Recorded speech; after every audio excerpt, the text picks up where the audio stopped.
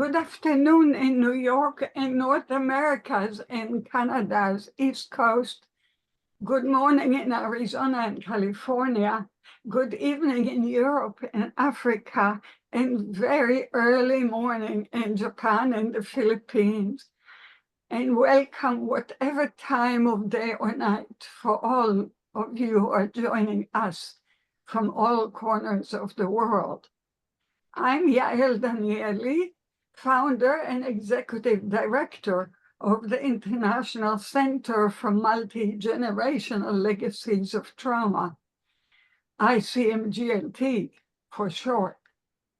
Thank you for joining us for this important webinar on protecting our world for future generations, an interfaith call to abolish nuclear weapons. This International Center for Multi-Generational Legacies of Trauma webinar is held in partnership with URI-Voices for a World Free of Nuclear Weapons on a historically loaded day.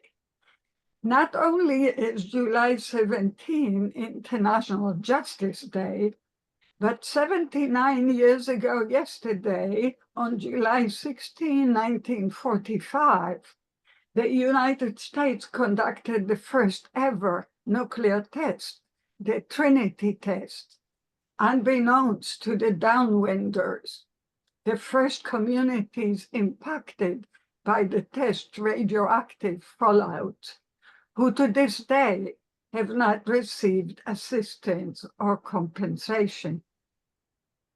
And we hold today's webinar in advance of both the 22 July to 2 August 2024 Preparatory Committee for the 2026 Review Conference of the Parties to the Treaty on the Non-Proliferation of Nuclear Weapons, NPT.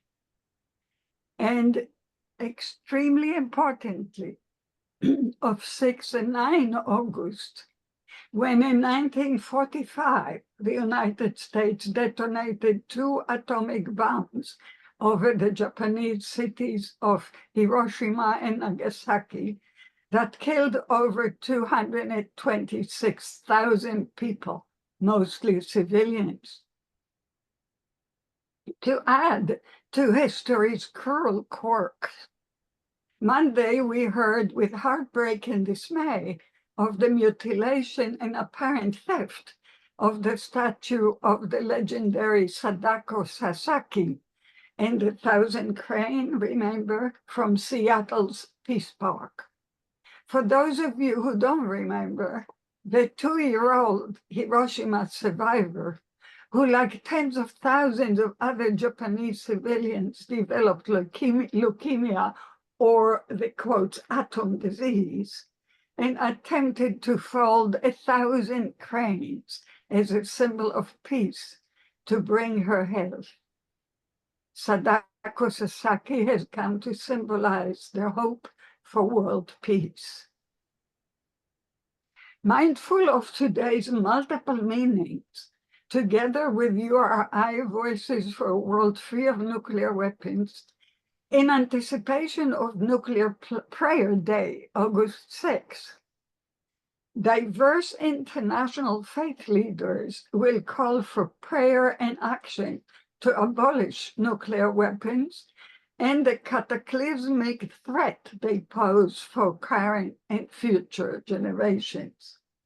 In addition to reveling in Monica Willard's endless giving, this webinar would not have happened without the total dedication of ICMGLT's Advisory Council and Nuclear Working Group members, Connie Matsumoto, Working Group Chair, and Barbara Newsom. Your moderator, I am a clinical psychologist, traumatologist, victimologist, and psychohistorian. I have devoted much of my career to studying, treating, writing about, and preventing lifelong and multi-generational impacts of massive trauma, to ensuring victims' rights, to the rights of future generations, and to reparative justice.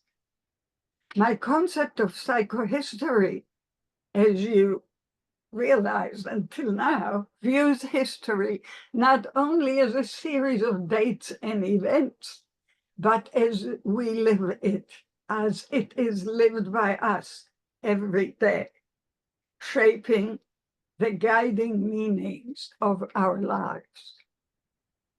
Today's webinar will begin with a prayer, kindly offered by Jacqline Tice, an Indigenous law and culture scholar and adjunct for University of Oklahoma's Indigenous People Law programs.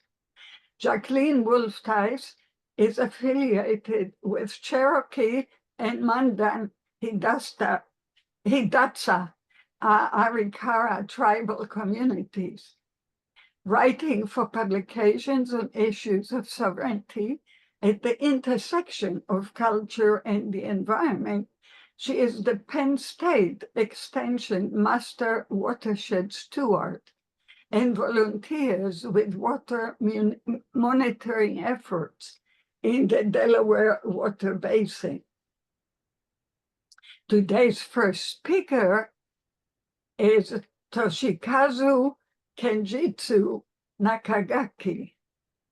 Reverend Dr. T.K.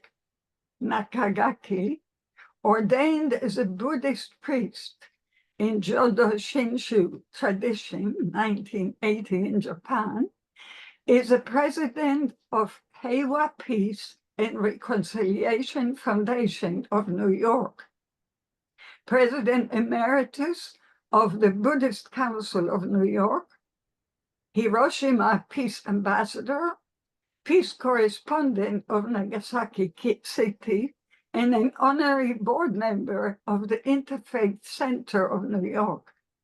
He is also the author of the Buddhist Swastika and Hitler's Cross, published in 2018. Our second speaker is Fumi John Stewart. Fumi is Executive Director of May Peace Prevail on Earth International, established in 1988 to spread the movement started by Masahisa Goi in the 1950s after the bombings of Hiroshima and Nagasaki. Fumi was born in Tokyo, Japan, and grew up with a sincere wish to bridge the two cultures of her American and Japanese parentage. Fumi also represents the Goi Peace Foundation and the Fuji Sanctuary of Japan. Our third speaker is Jonathan Granoff, President of the Global Security Institute and representative to the United Nations for World Summits of Nobel Peace Laureate. Jonathan is recipient 2020 Lifetime Achievement Award of the International Law Section, American Bar Association, Senior Advisor, Committee, National Security, Fellow and Trustee, World Academy Art and Science, Distinguished Alumni Awards, Rutgers University School of Law 2012, Vassar College 2022, prolific author, expert before US Congress, Parliaments of the UK, Canada, and UN. Nominated to the Nobel Peace Prize 2014. The fourth speaker is Kekashan Basu, an educator, environmentalist, feminist, author, musician, peace and sustainability campaigner. Kekashan Basu is the recipient of Canada's Meritorious Service Medal, Pax Christi Toronto Teacher of Peace Award, the only Canadian to win the International Children's Peace Prize, a United Nations human rights champion, Forbes 30, under 30, first ever winner of the Voices Youth Gorbachev Schultz Legacy Award for her work on nuclear disarmament, and founder president of the global social innovation enterprise Green Hope Foundation. Last but not least, in the very early hours in the Philippines, we welcome Reverend Alvin P. Sion. The very Reverend Sion, an ordained priest for 10 years, serving in the Episcopal Church in the Philippines, Diocese of Davao, currently assigned as Dean and Rector of the Cathedral of St. Philip's and St. James, and takes charge in the implementation of the diocesan programs through the Integrated Mission Office. We have 2 hours for the webinar. Each of our prayer giving and panelists will speak for about 8 minutes, following an interchange among us and brief announcements by Alan Ware and Monica Willard. I will open the floor to questions or brief comments from the virtual audience. We will then conclude with last words by the panelists. Please use the chat function and question and answer, and we'll do our best to respond as many as we can. Feel free to direct your question to a particular panelist or to the full panel. Following a very long introduction, very heavy with praise and brilliance, I now have the pleasure to offer the screen to Jacqline Wolfe-Tice for our most needed opening prayer. Jacqline, the screen is yours. Oh. Dosha mazigirats. Iroros paaga. Marashu maishukadishta Jacqline Wolfe-Tice. Hello and thank you, my relatives. My name is Jacqline Wolfe-Tice, and I am from the territory of Lenape-Hoking. I come here today to offer a prayer for all people in this multicultural, multi-faith space of remembrance of those who have sacrificed for and have been sacrificed by the military-industrial complex and the technologies that have taken the lives, most without a choice in the matter.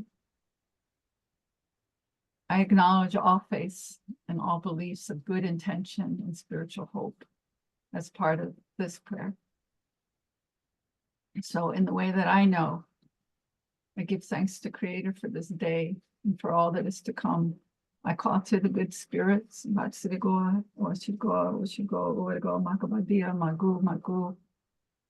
ask the ancestors who carry the wisdom and the knowledge of this life and the other life, the spirit life, to guide us, our thoughts and our words, to be in harmony with all that is good for ourselves as two-leggeds, and for all the relatives of the grandmother earth, and for our grandma earth. For the generations to come, I pray in thanksgiving to know that the people will continue to live, and that we are here now to prepare for them in a good way, in a way of balance, in a way of beauty. For all these things, we give our trust and our thanks to all the grandfathers and the grandmothers that continue on, to our spiritual leaders, to the ones who work to love and save our grandmother earth, to our children and to our grandchildren and to our great-grandchildren who give us the energy to continue on, who teach us to listen more to the sounds and the sights of what points towards a good life for all living things. And today, especially, as this gathering is one of acknowledgement of the horrors of nuclear arms, the impacts of the testing of those things, and the senselessness of harms to the earth and all living things that exist generations into generations for those ones affected in the past, in the present, and in the future. Na indicia gusta. We ask, have pity on us, Creator. Help us, show us the way. Provide the will and the resources that lead to a peaceful nuclear-free world. For that, I say, Aho Maranopaya Eza. So it's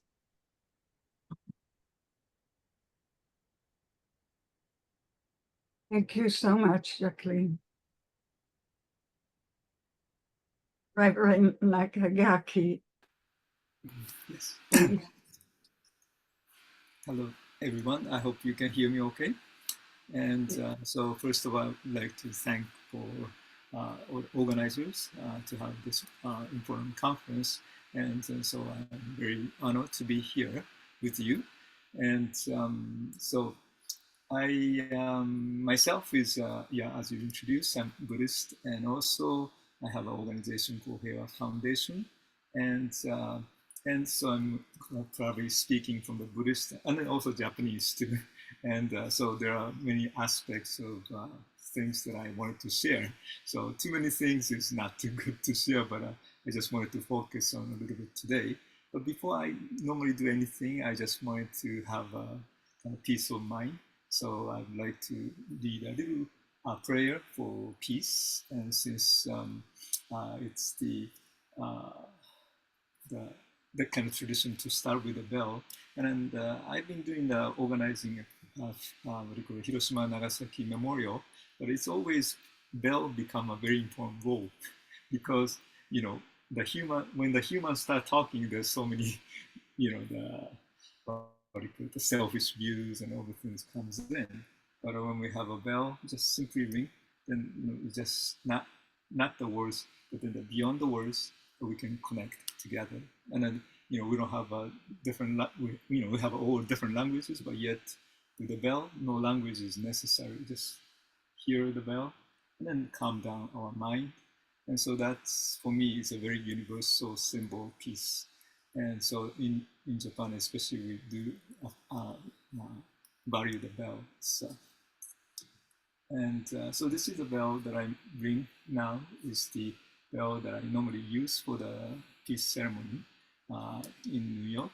And on the top of the bell, it says, peace is most valued and non-violence is essential. So I hope as I ring the bell, you cultivate the peace and harmony, yes, and the mind of ahimsa, no violence. And then maybe you can sit with your back straight and relax yourself and follow your breath.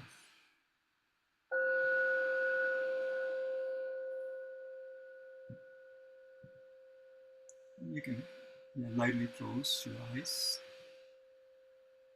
and then cultivate the peace in yourself, within yourself.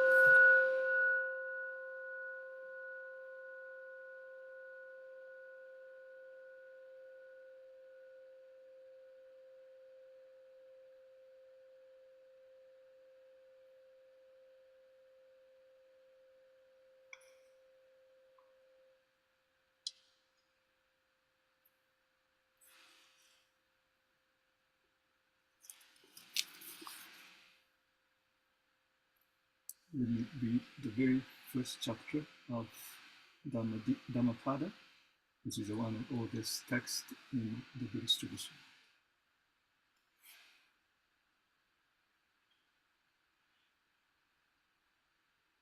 All things have the nature of mind. Mind is the chief and takes the lead. If the mind is clear, whatever you do or say will bring happiness that will follow you like your shadow. All things have the nature of mind. Mind is a chief and takes the lead. If the mind is polluted, whatever you do or say leads to suffering, which will follow you as a cart trails the horse.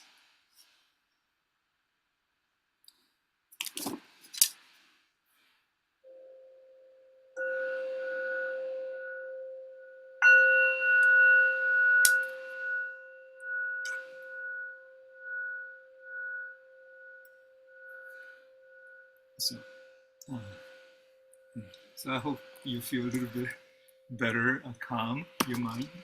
And this title itself is really important for us to do now, protecting our world for the future generations, and including us too. We are going to the future together, everybody's.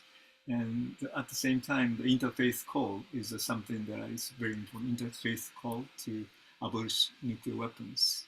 And it's for me, interfaith is a very unique thing for me to learn when I came to the United States.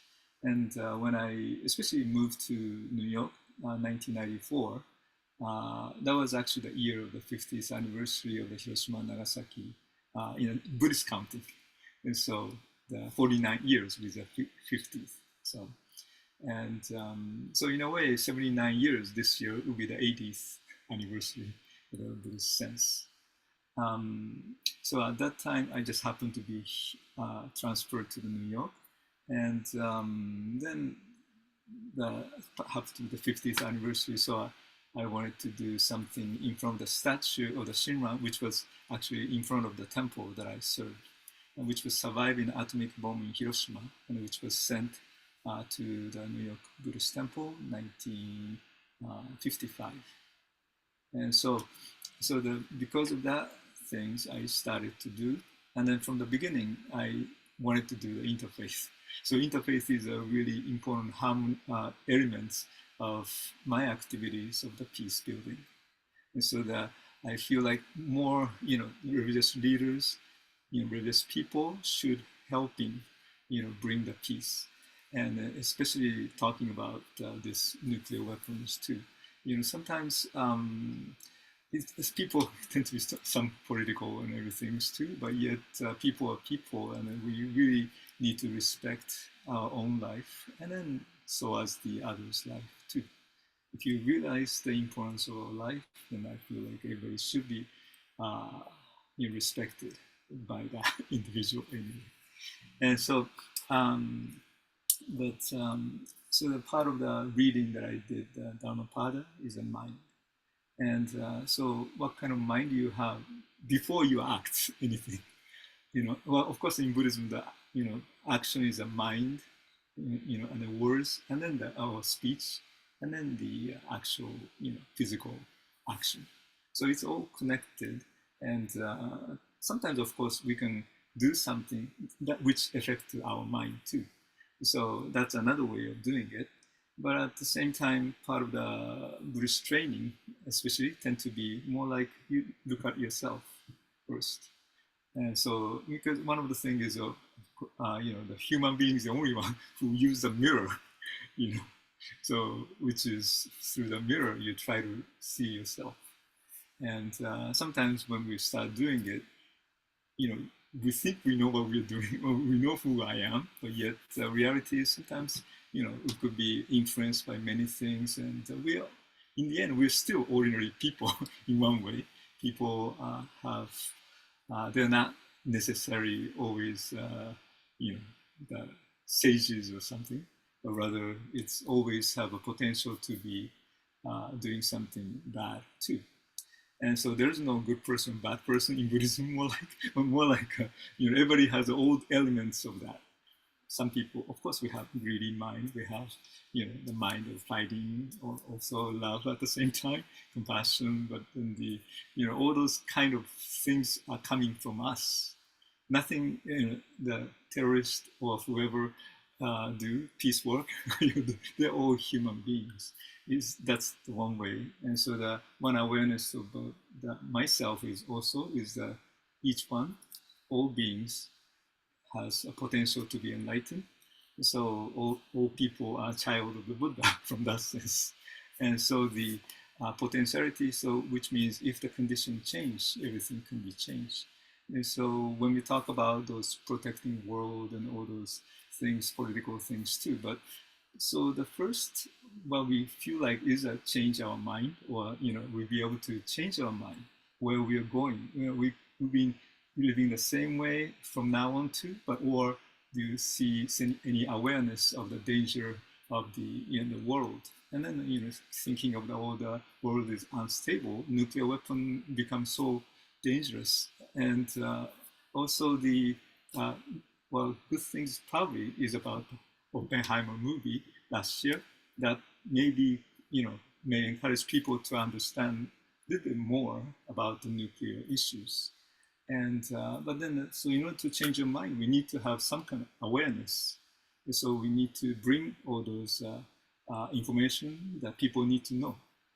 And all the even like yesterday, is a day of the first testing of nuclear weapons. So those are the things that we need to know.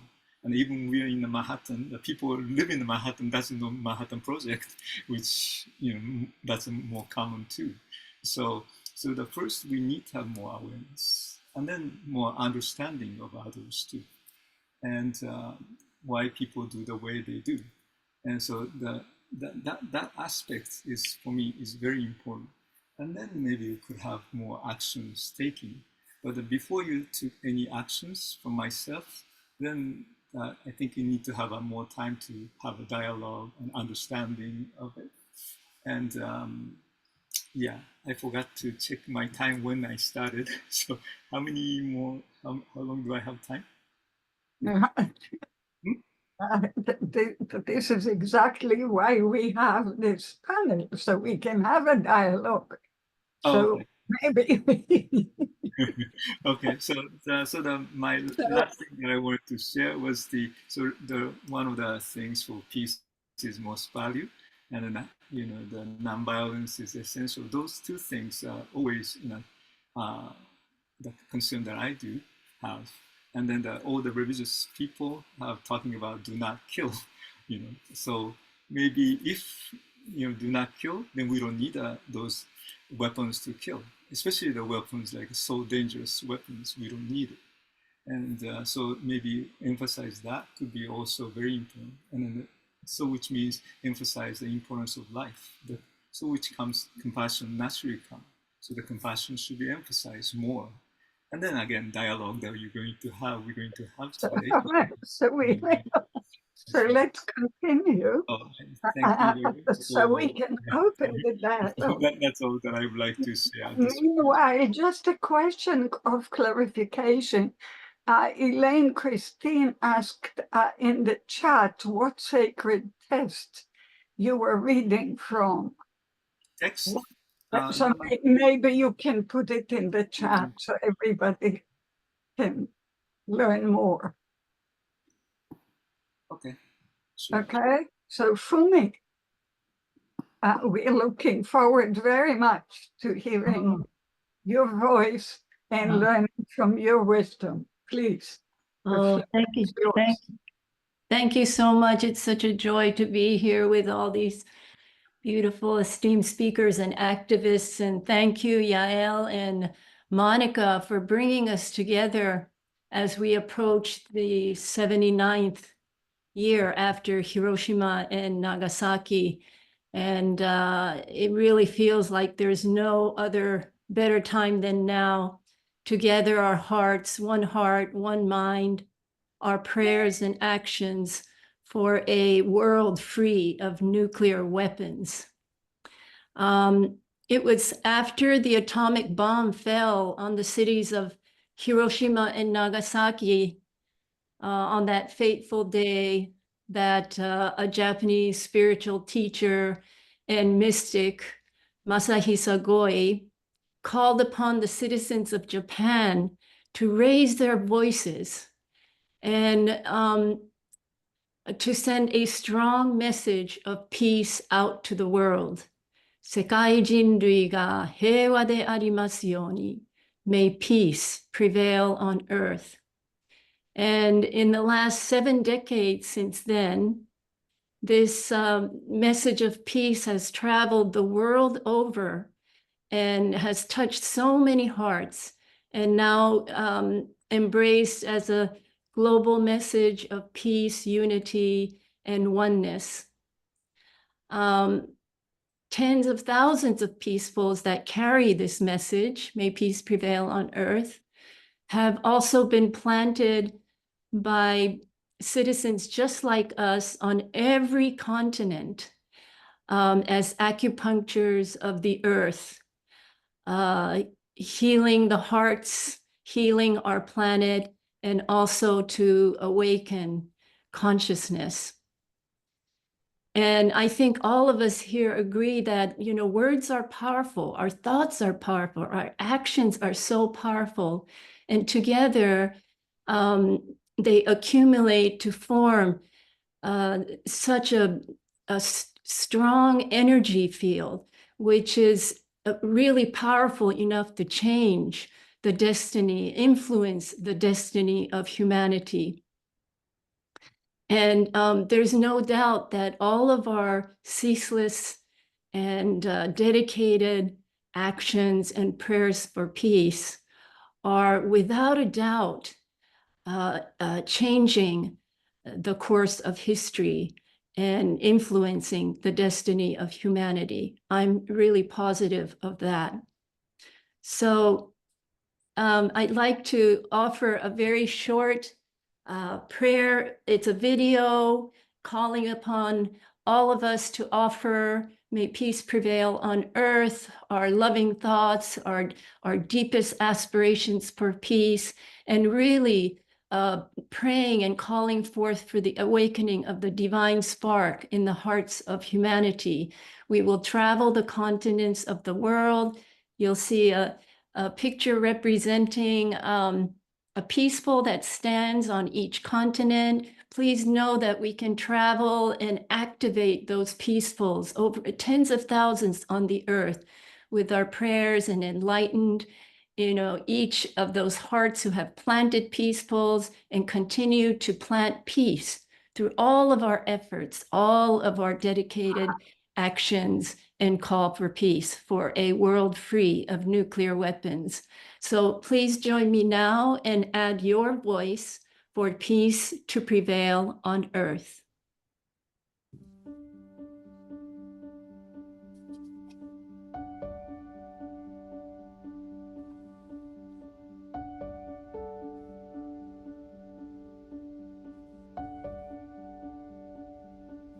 May peace prevail on earth. Europe. May peace be in Europe. May peace prevail on earth. The Middle East. May peace be in the Middle East. May peace prevail on earth. Asia. May peace be in Asia. May peace prevail on earth. The Pacific. May peace be in the Pacific. May peace prevail on earth. Africa. May peace be in Africa. May peace prevail on earth. South America. May peace be in South America. May peace prevail on earth. North and Central America. May peace be in North and Central America. May peace prevail on earth. The indigenous nations. May peace be in all the indigenous nations. May peace prevail on earth. May peace prevail on earth. May peace prevail on earth. May peace prevail on earth.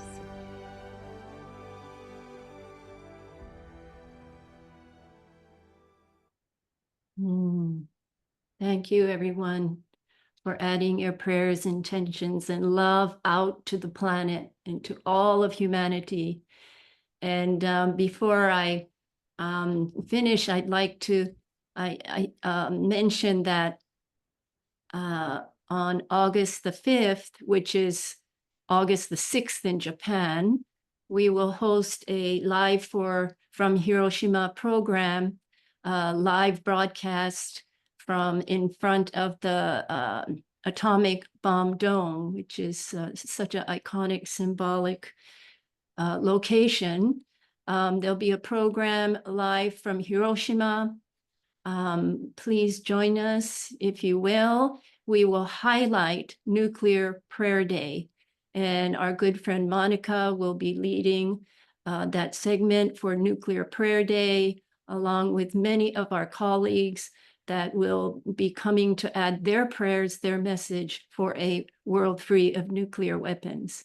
So thank you so much, Yaeli, for having all of us again here, and may peace prevail on earth. Thank you. May peace prevail on earth. Indeed, thank you. And Jonathan, thank you for putting the announcement of the meetings in the chat. And I would indeed invite all of you, everyone, to put in the chat any information you would like to share here. Thank you, Fumi. Jonathan, the floor, the screen, all of it is yours now. Thank you for convening us, and thank you, my brothers and sisters, for coming here as one heart, one mind. The best I want to express what I feel. That nuclear weapons never be used again. Oh God, bless and guide us. To eliminate these devices, the apex of creative evil, and all devices of massive indiscriminate death. Please guide us. Each of us came into this world responding to our mother's love. Each came seeking family and love. Each of us became identified with nation, race, gender, religion, and forgot that we are one human family and every person is as precious as we are. But still, in the stillness of our hearts remains a light of the soul, seeking, resonating, and longing for that love that brought us here into this world. That love awakens and informs our universal humanity and awakens hearts without borders. Intelligence has given us insights into the wondrous secrets of matter, energy, space, and time. Fear, arrogance, ignorance, pride, hatred, and differences have led us to use these insights to create devices of incomprehensible power to inflict indescribable horrific suffering.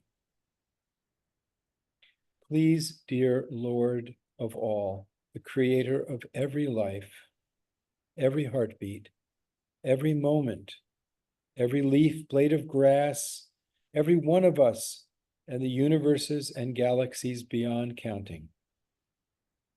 Glorious source of life and love, forgive us all for forgetting your infinite blessings.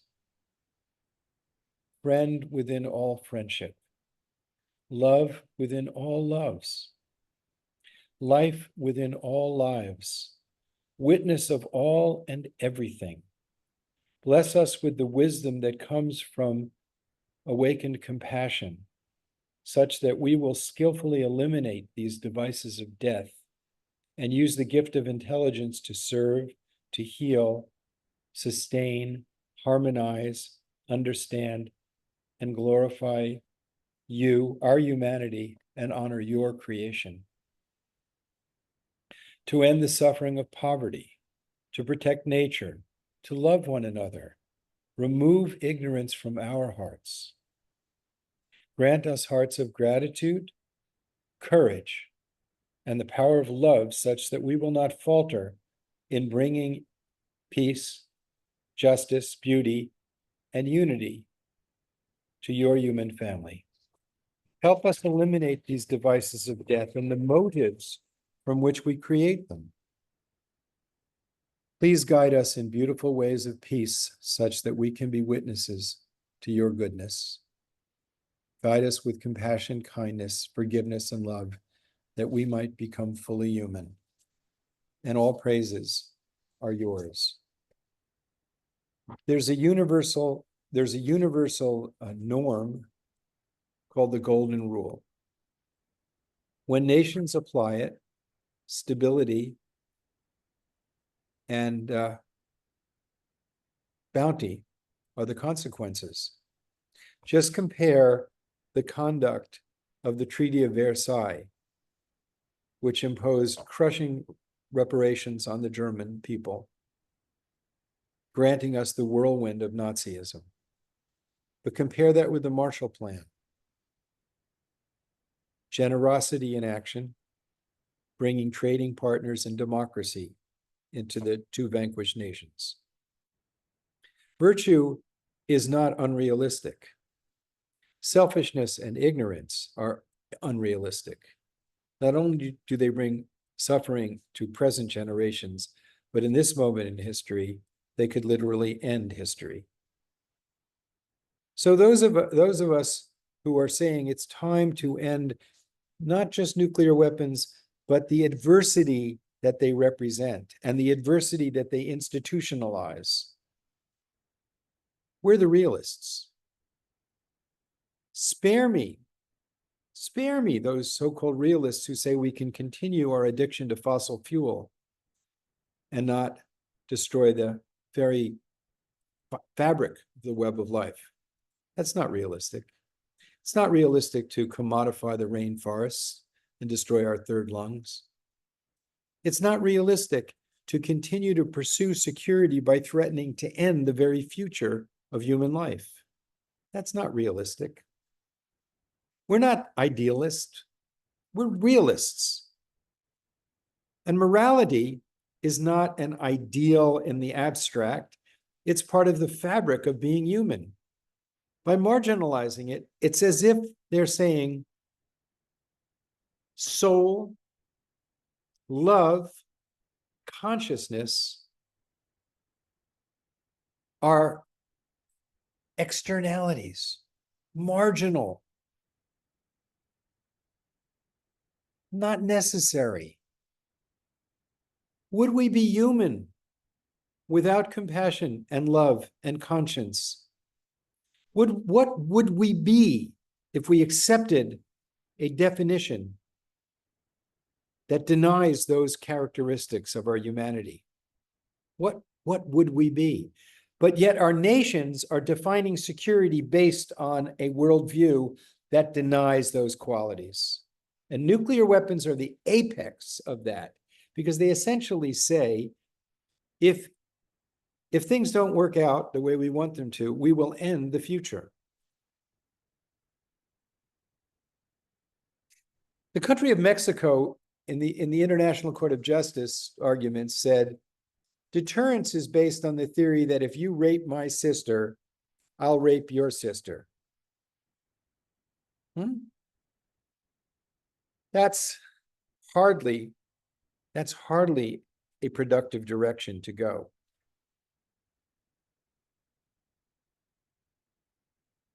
Deterrence theory is based on the premise that there will be no accidents, there'll be no madness, there'll be no mistakes, there'll be no designs, that will use these weapons in perpetuity.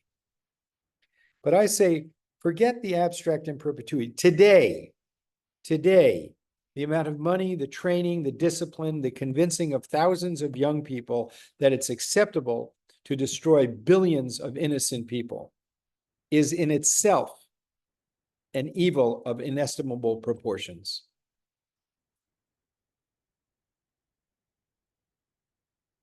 George Kennan, the distinguished American diplomat who originated the Cold War containment theory, certainly not considered one of us idealistic, melting heart peaceniks, was a man of reason, respected by the most conservatives of conservatives. And he said, the readiness to use nuclear weapons against other human beings, against people we do not know, whom we've never seen and whose guilt or innocence is not for us to establish, and in doing so, to place in jeopardy the natural structure upon which all civilization rests, as though the safety and perceived interests of our own generation were more important than everything that has taken place or could take place in civilization. This is nothing less than a presumption, a blasphemy, an indignity of monstrous dimensions offered to God. That's the strongest and clearest statement, in my opinion, matched only by Albert Einstein, who said the unleashing of the power of the atom bomb has changed everything except our mode of thinking, and thus we head toward unparalleled catastrophe.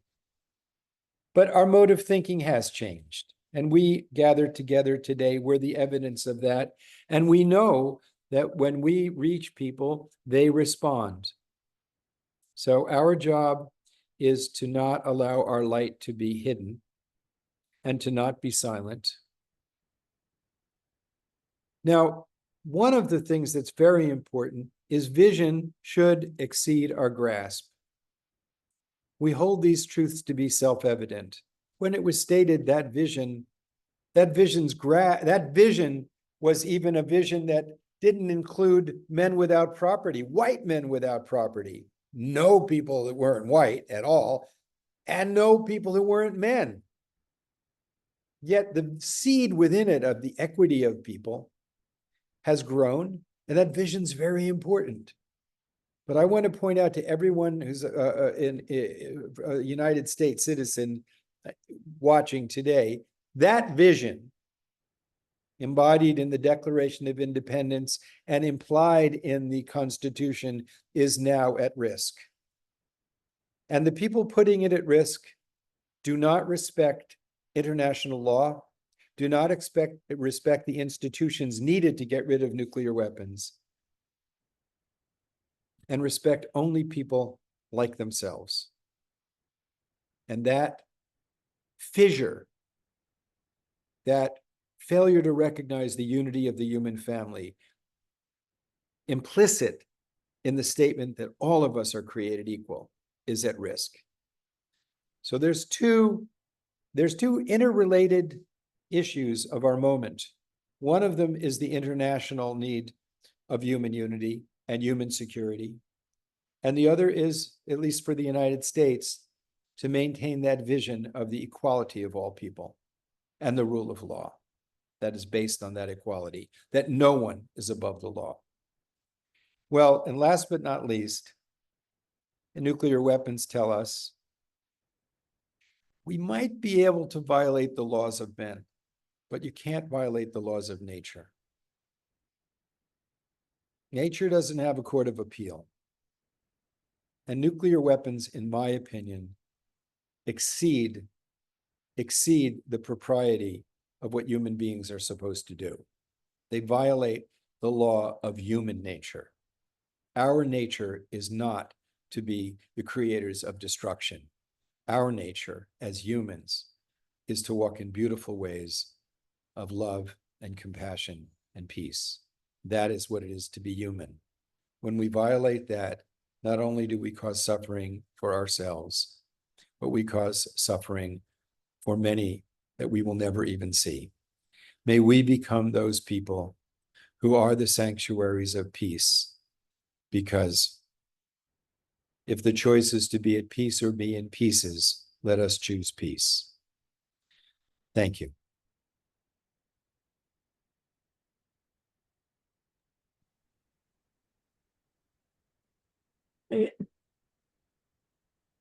Thank you so much, Jonathan. Your eloquence is hard to surpass, I'm sure. And thank you very much for the messages that I'm sure we will delve into in the dialogue section. Kakashan, the young one, please give us the wisdom of of youth. Thank you very much, and hello everyone. I am so delighted, as always, to be among people who are so committed to creating a better future for all. So thank you very much for the invitation. As was mentioned, my name is Kakasha, and I am the founder president of Green Hope Foundation. I'm from Toronto, Canada, which is the traditional territory of many nations, including the Mississaugas of the Credit, the Anishinaabe, the Chippewa, the Haudenosaunee, and the Wendat peoples, and is now home to many diverse First Nations, Inuit, and Métis peoples. But I'm currently in New York City, which is the unceded and ancestral lands of the Lenape peoples. And I'm here in New York to speak at the United Nations High-Level Political Forum, which is one of the Sustainable Development Goals, Peace, Justice, and Strong Institutions, SDG 16, is under review. And we are seeing how we are in this world where one of probably the greatest threats to life is nuclear weapons. And yet we are living in a world where it's made by human beings. And there's a verse from the Bhagavad Gita that states that one who is not connected with the Supreme can have neither transcendental intelligence nor a steady mind, without which there is no possibility of peace. And how can there be any happiness without peace? And so the world that we live in now has one of these greatest barriers to peace, and therefore greatest barriers to happiness. And that is nuclear weapons, the greatest weapons of mass destruction that are ironically made by human beings, and weapons that can quite literally destroy life on our planet as we know it in the blink of an eye. And yet there is this veil of secrecy surrounding nuclear weapons that works to prevent people, especially our young people, from knowing the reality of nuclear weapons. So they're stifling their ability to gain the knowledge to fight against the nuclear weapons agenda and to actually know how to work towards disarmament, or what that even really is. And so we know from our history that the bomb does not discriminate. It kills and maims children with the same callous impunity as it does every other living being. So why then should there be this superficial shroud that prevents children and young people from being an intrinsic part of the process of disarmament? Why should our voices be muted under the audacious garb of a lack of ability to comprehend? So this reeks very much of a malified agenda, and one that is at the core of this long-standing system of disinformation, of secrecy, of misplaced security and nationalism that in effect are all actually vested mechanisms that serve to protect the interests of an elite coterie whose sole objectives are profiteering and power.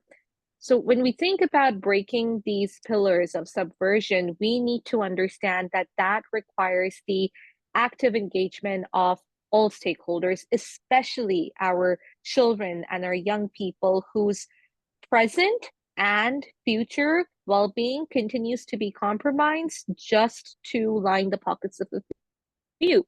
And this route has to come through awareness and capacity building, and for which we need to leverage disarmament education as a tool for driving this change. So the nuclear arms industry, it thrives due to this lack of public awareness about the all-round damage caused by nuclear weapons.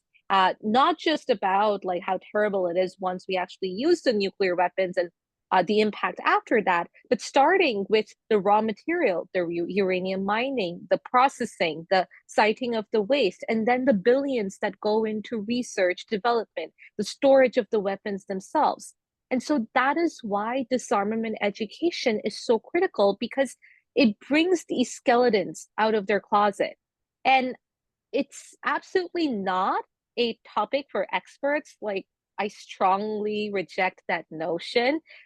On the contrary, it's a topic that's for each and every one of us, because it's a threat to all of our lives. And that includes children and young people. It includes girls. Age has nothing to do with it, because the bombs at Hiroshima and Nagasaki, they did not discriminate by age. So then why shouldn't young people be engaged and involved in decision-making with regards to non-proliferation? Because these weapons of mass destruction are the most potent threat to our future. And so that is why at Green Hope Foundation, we use education for sustainable development as a transformative tool to spread awareness amongst all sections of society, especially amongst marginalized and vulnerable communities who are at the receiving end of this injustice that is put forward by the actions of the rich superpowers and the countries that have nuclear weapons. And so through this disarmament education, we're able to broaden the discourse to encompass nuclear threats in its entirety, because our focus should not just be on the end product, the nuclear weapons, but also on the elimination of the entire process of mining, production, waste siting. Because at each step of this process, there is injustice. And this is nuclear colonialism, because it's a system of domination through which governments and corporations, they disproportionately target and devastate indigenous peoples and their lands to maintain the nuclear production process. And very often it operates under the guise of clean energy, more so now because it emits fewer greenhouse gas emissions than fossil fuel power plants. But the entire cycle of nuclear missile production, as well as power generation, from the raw material sourcing to the waste siting, it makes it one of the greatest perpetrators of environmental injustices of our modern era. So basically, from cradle to grave, we see how this environmental injustice creates generational trauma that we see even today. And the danger lies in the fact that its impacts, despite affecting millions, it still remains invisible to the public domain, even in developed, so-called developed nations such as the US, where millions of indigenous people and those people of color who continue to suffer for decades as a result of this colonialism. So it is just a system that keeps on putting forward injustices that are at the nexus of these various intersecting global challenges. And so, for instance, in my country, Canada, most people don't know how our indigenous peoples were exploited to build Fat Man and Little Boy. So not only did they kill thousands in Japan, they also killed hundreds in the Dene community of the Great Bear Lakes in Canada, because the uranium that went into creating these atomic bombs were mined by the indigenous workers of the Dene community. And the workers and their families, they were considered dispensable, and they were not told that what they mined was radioactive, and were instead told to hand transport this uranium from mine to mill. So that led to the loss of countless lives, and none of which it's even talked about today. So disarmament education and the engagement of young people will ensure that these skeletons tumble out of their closets, and that never again will nations dare to blatantly proceed with such inhuman exploitation. Because at the end of the day, we need to realize that the knowledge is power, and our young people specifically need to have this knowledge so that they're able to use it to fight for nuclear disarmament and call for a complete abolition of nuclear weapons, and do so really adopting an empathy and values-based approach that is put forward by all of our religions and traditions, and just coming forward to create this world free of nuclear weapons. And there is no better time than now to leverage this disarmament education and make it truly an integral part of this process of rebuilding forward. We are at a crossroads, and the choices that we make today will determine whether or not we can create a world of peace and happiness where no one is left behind. And that can only happen if our decisions are well informed and whether we are able to bring about inclusivity in engaging every stakeholder without bias and with equanimity. Thank you so much. Thank you very much. Hassan, you and many others in the audience might very well be very interested in the work in our webinars, not only related to nuclear issues, but to indigenous peoples' issues. And 2 days after August 8th, August 6th, we will have toward the International Day of the world's indigenous people, the reporting of data, up-to-date data that exists both all of North America, Canada, and the United States.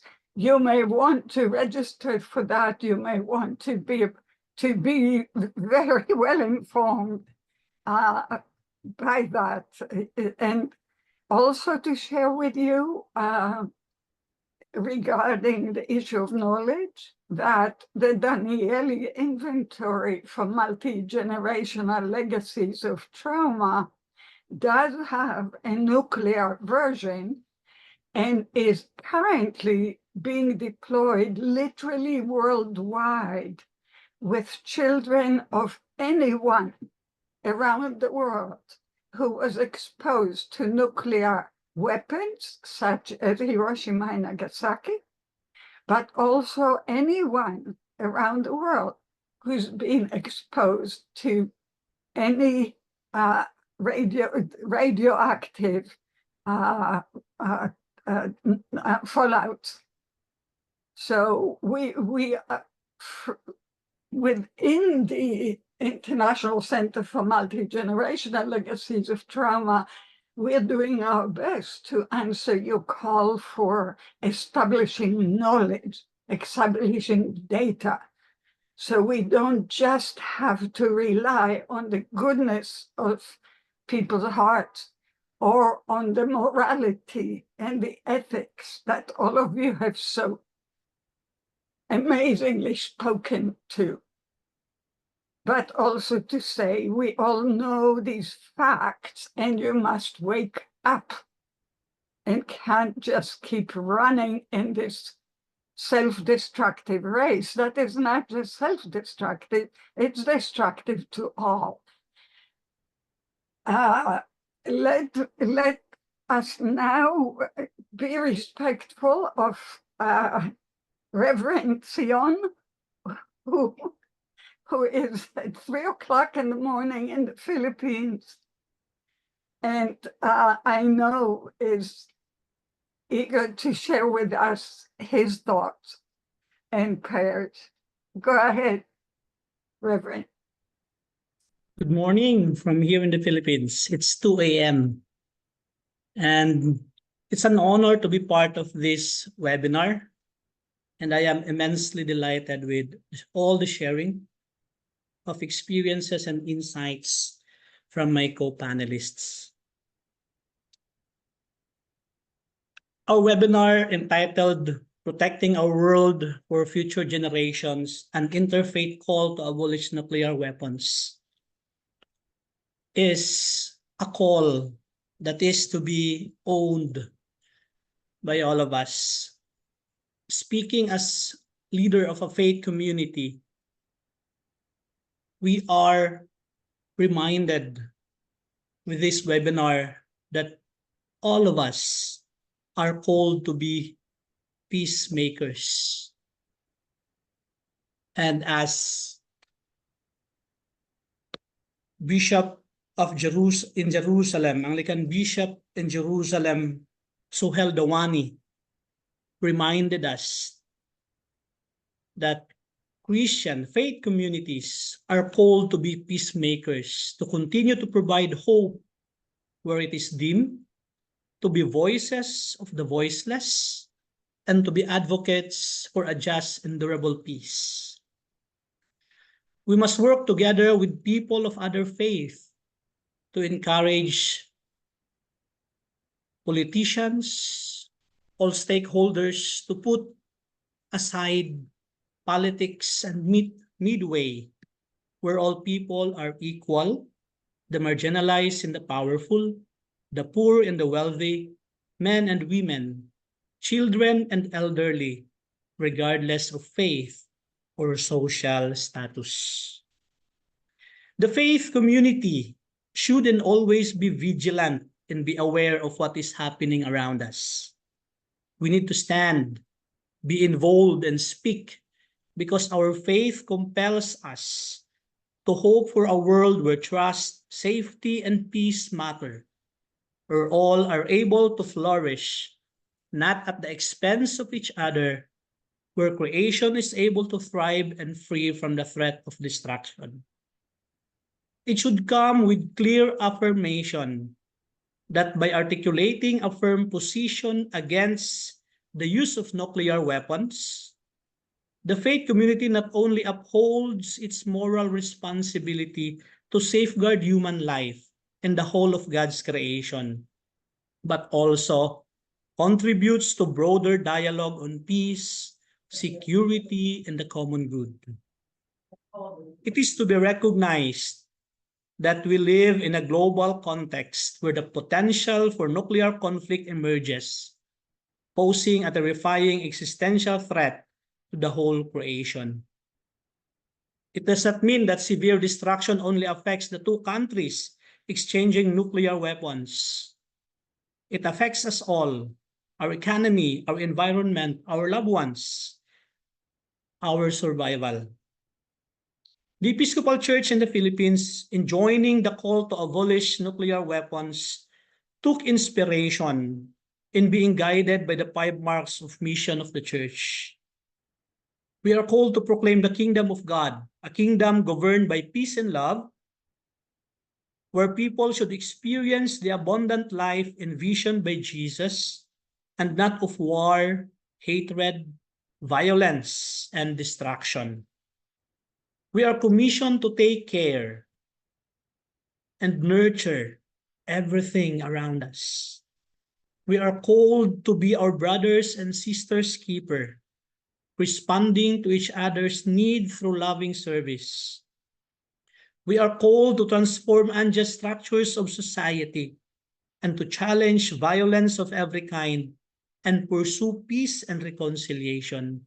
And I think that's what we are doing as of the moment. And we are called to protect and safeguard the integrity of God's creation.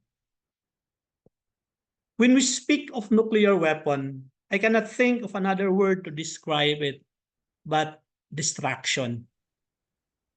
And it is totally contrary to the design and ordering of our Creator. With this, we must work together and do all we can to eliminate these dreadful weapons from our world.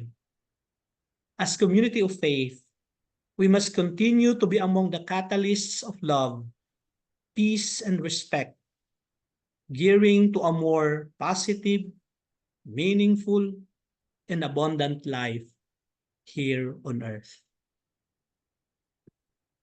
Let me end by leading us with a prayer, the well-known nuclear prayer. Let us pray. The beginning and the end are in your hands, O Creator of the universe. And in our hands, you have placed the fate of this planet. We who are tested by having both creative and destructive power in our free will, turn to you in sober fear and in intoxicating hope. We ask for your guidance and to share in your imagination in our deliberations about the use of nuclear force. Help us to lift the fog of atomic darkness that hovers supervasively over our earth, your earth, so that soon all eyes may see life magnified by your pure light. Bless all of us who wait today for your presence and who dedicate ourselves to achieve your intended peace and rightful equilibrium on earth. In the name of all that is holy and all that is hoped. Amen.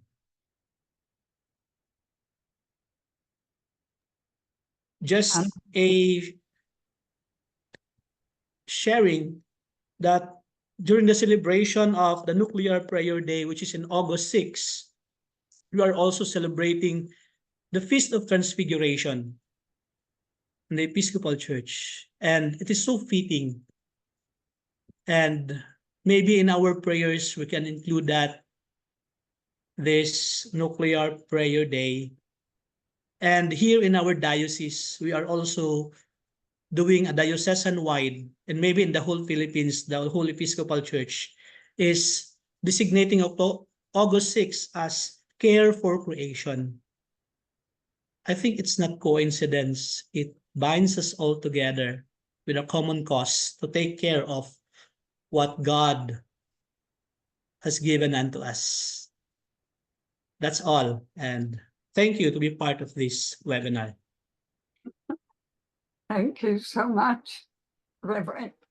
And thank you, amazingly brilliant, kind of brilliant, both in terms of knowledge and wisdom, but also in terms of flickering hope and emphasizing the power of prayer. Here we are talking about the most destructive weapons that humanity has created, or as Jonathan reminded us, that men have created.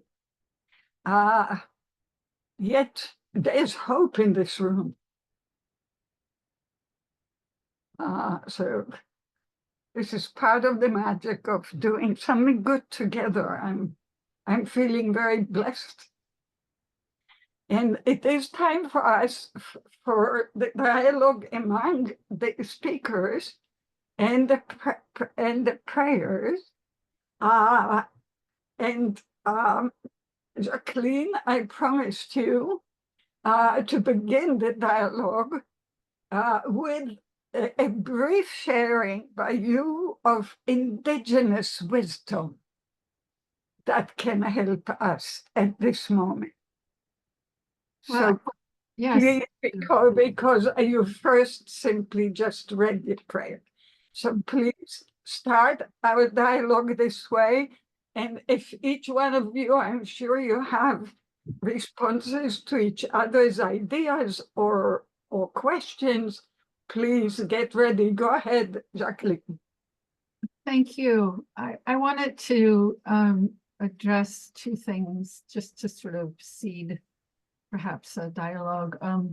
That one was Jonathan mentioned the laws of nature, and Kekishan mentioned disarmament education, and these two things made me immediately go into sort of a deeper sense of, this is the probably the biggest issue we're dealing with, from an indigenous perspective, is that this runs so the idea of nuclear proliferation runs so counter to not only our humanity, as Jonathan did emphasize, but the laws of nature, because in essence it is a destructive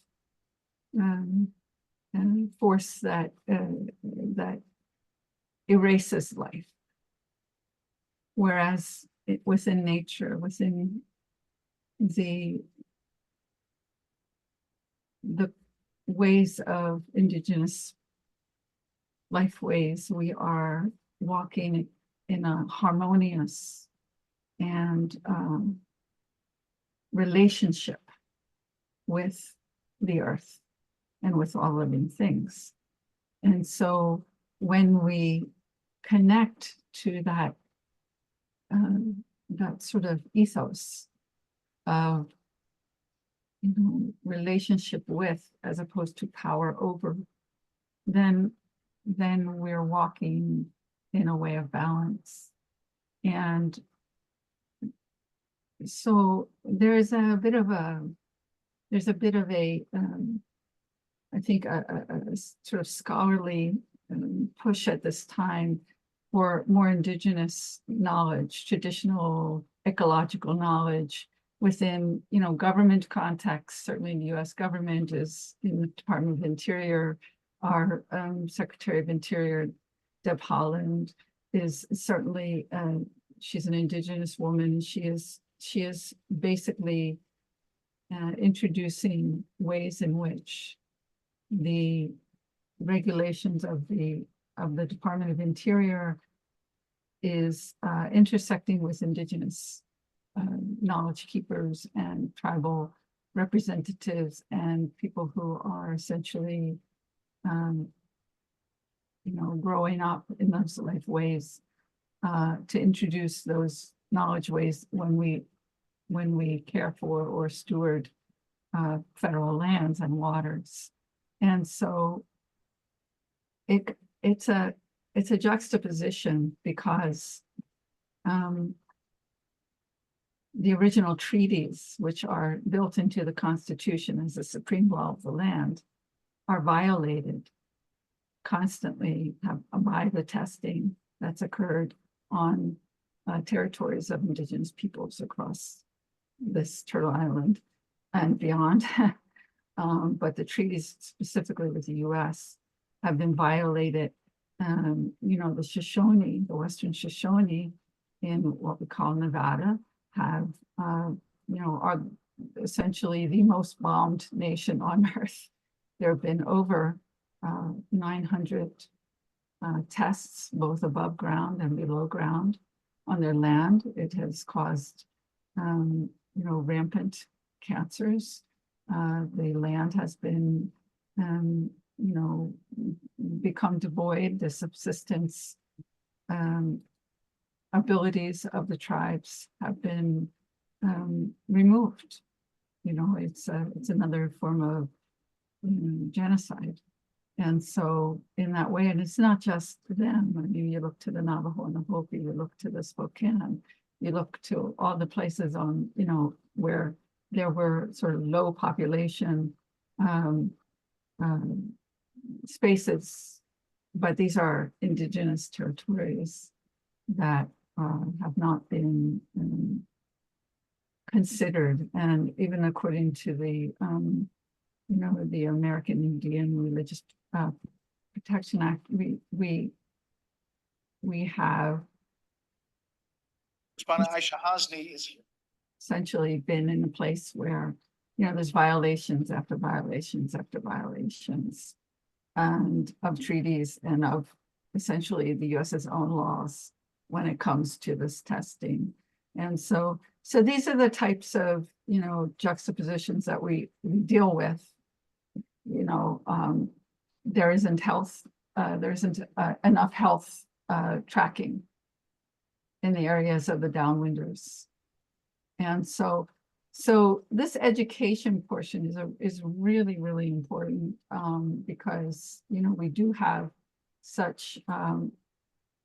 access to information.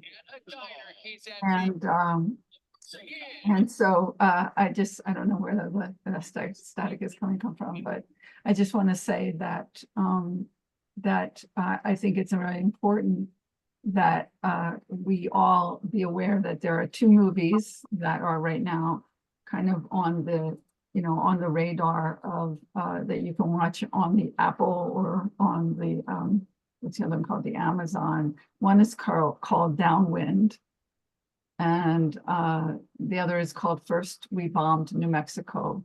And those are two featured documentaries that you can get if you subscribe to those, or for a very small fee to just access them as a part of this education for Indigenous peoples. I think it's important. So thank you for the opportunity. It would be a wonderful idea to actually plan a webinar around these films. So why won't we keep in touch about that? And add other Indigenous speakers who share the same concern. That are dealing with this firsthand, who are much more qualified. So we will stay in touch for that. Go ahead. Anybody has? Yeah, Monica is writing indeed the downwinders. Yeah, these are the ones I referred to in the introduction. Indeed, the Indigenous people were one of the very first, and not only here. I mean, the Marshall Islands, all the Pacific Islanders, etc., were all affected, and are still being humiliated over and over again to try to have to prove it in order to have their victim rights fulfilled and realized in terms of reparations, assistance, etc. This is one of the issues that truly keeps me up at night. Indeed, the lack of justice and reparative justice to many people who have been already impacted and whose children we can predict with fair power might be too. So, Keha-san, please, I see you're eager to speak. You have the golden hand. Yes. I just wanted to very quickly comment, since you mentioned that the Marshall Islands.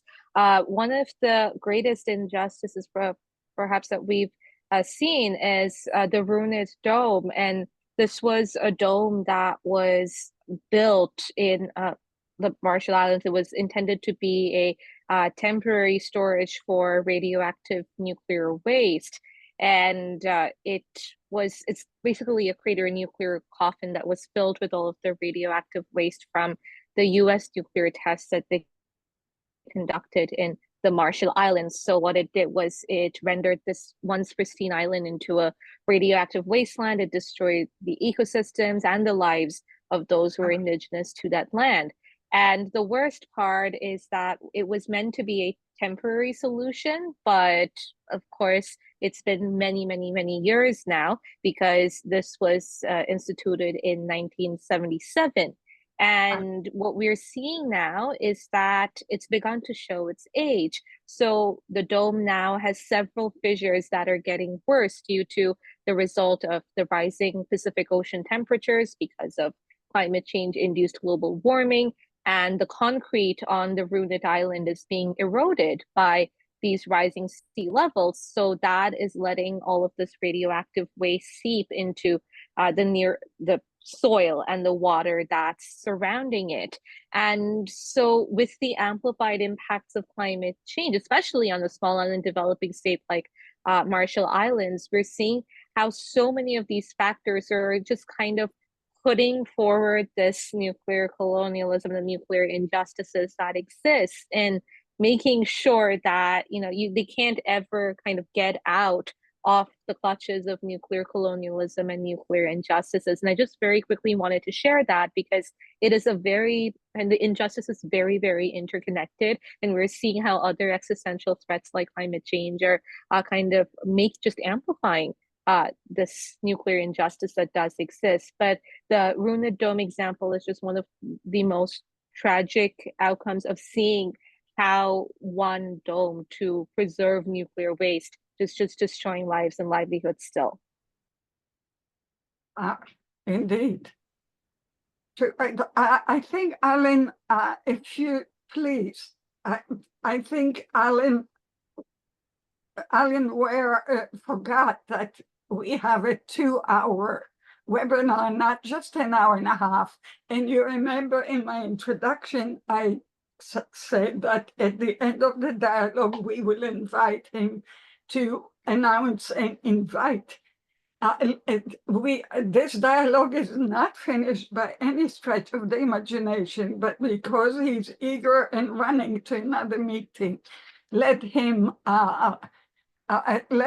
do his inviting now.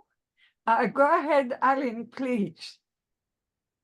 I'm very sorry to interrupt what is a very important conversation, and thank you so much. It's such an honor to be here amongst such amazing people putting forward hope and principles of humanity that are embraced in the faith-based religions.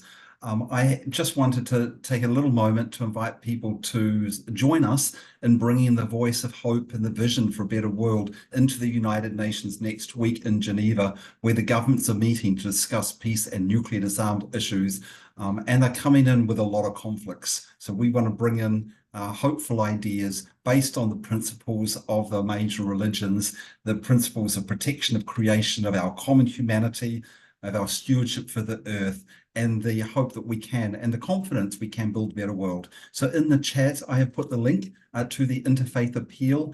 We've already got a representative of a wide variety of faiths endorsing, and we welcome your endorsement as well. And we will take your voice into the UN next week. Thank you very much. You're very welcome, Alan. Alan, will the event be streamed? Will the event be streamed? The July 23rd, it'll be the afternoon European time, so that will be morning over in the east coast of the US. And yes, the main plenary session will be on UN TV. And what time will that be? 3 p.m. in the afternoon European time, so that's 9 a.m. over on East Coast time in the US. And you'll be sending announcements to everybody that we can share, right? Yes, including he's best at that. Including the full list of people and faith-based organizations who endorse the appeal. And thanks, Jonathan. I know you've already endorsed, as is Kekashan and some of the others who are involved in the event today. Yes, and the center is also an endorsee. So, and so, Alan, when you announce, we will all announce to our networks too, so there'll be a huge announcement. And we will listen to you on the 24th at 9 in the morning, our time. Well, Alex, won't be me presenting it. We have a young woman who's Hindi who will be presenting it. Super. Anything else you want to add?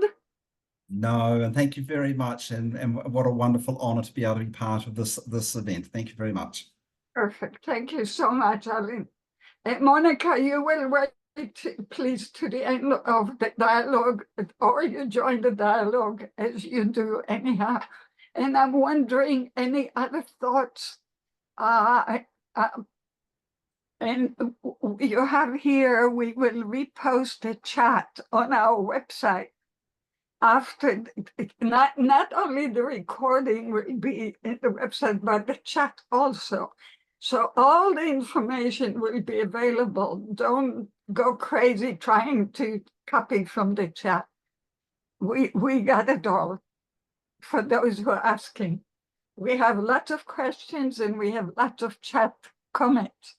But I still would like to follow our tradition of having a dialogue among the speakers, that maybe one of you said evoked a memory or a thought or a crystallization of your own thoughts, or any questions or any new direction. This is your time. I'll say a few words. Please So there's so much to digest here. I mean, Yes. so much on so many multi-levels. And it just brings to mind that all this crime against humanity that we've had to endure for so long, it's a spiritual problem. So what's the solution is, Jonathan said, we are all, what did you say? We are all realists. I mean, the reality is we're all divine. There's oneness of humanity.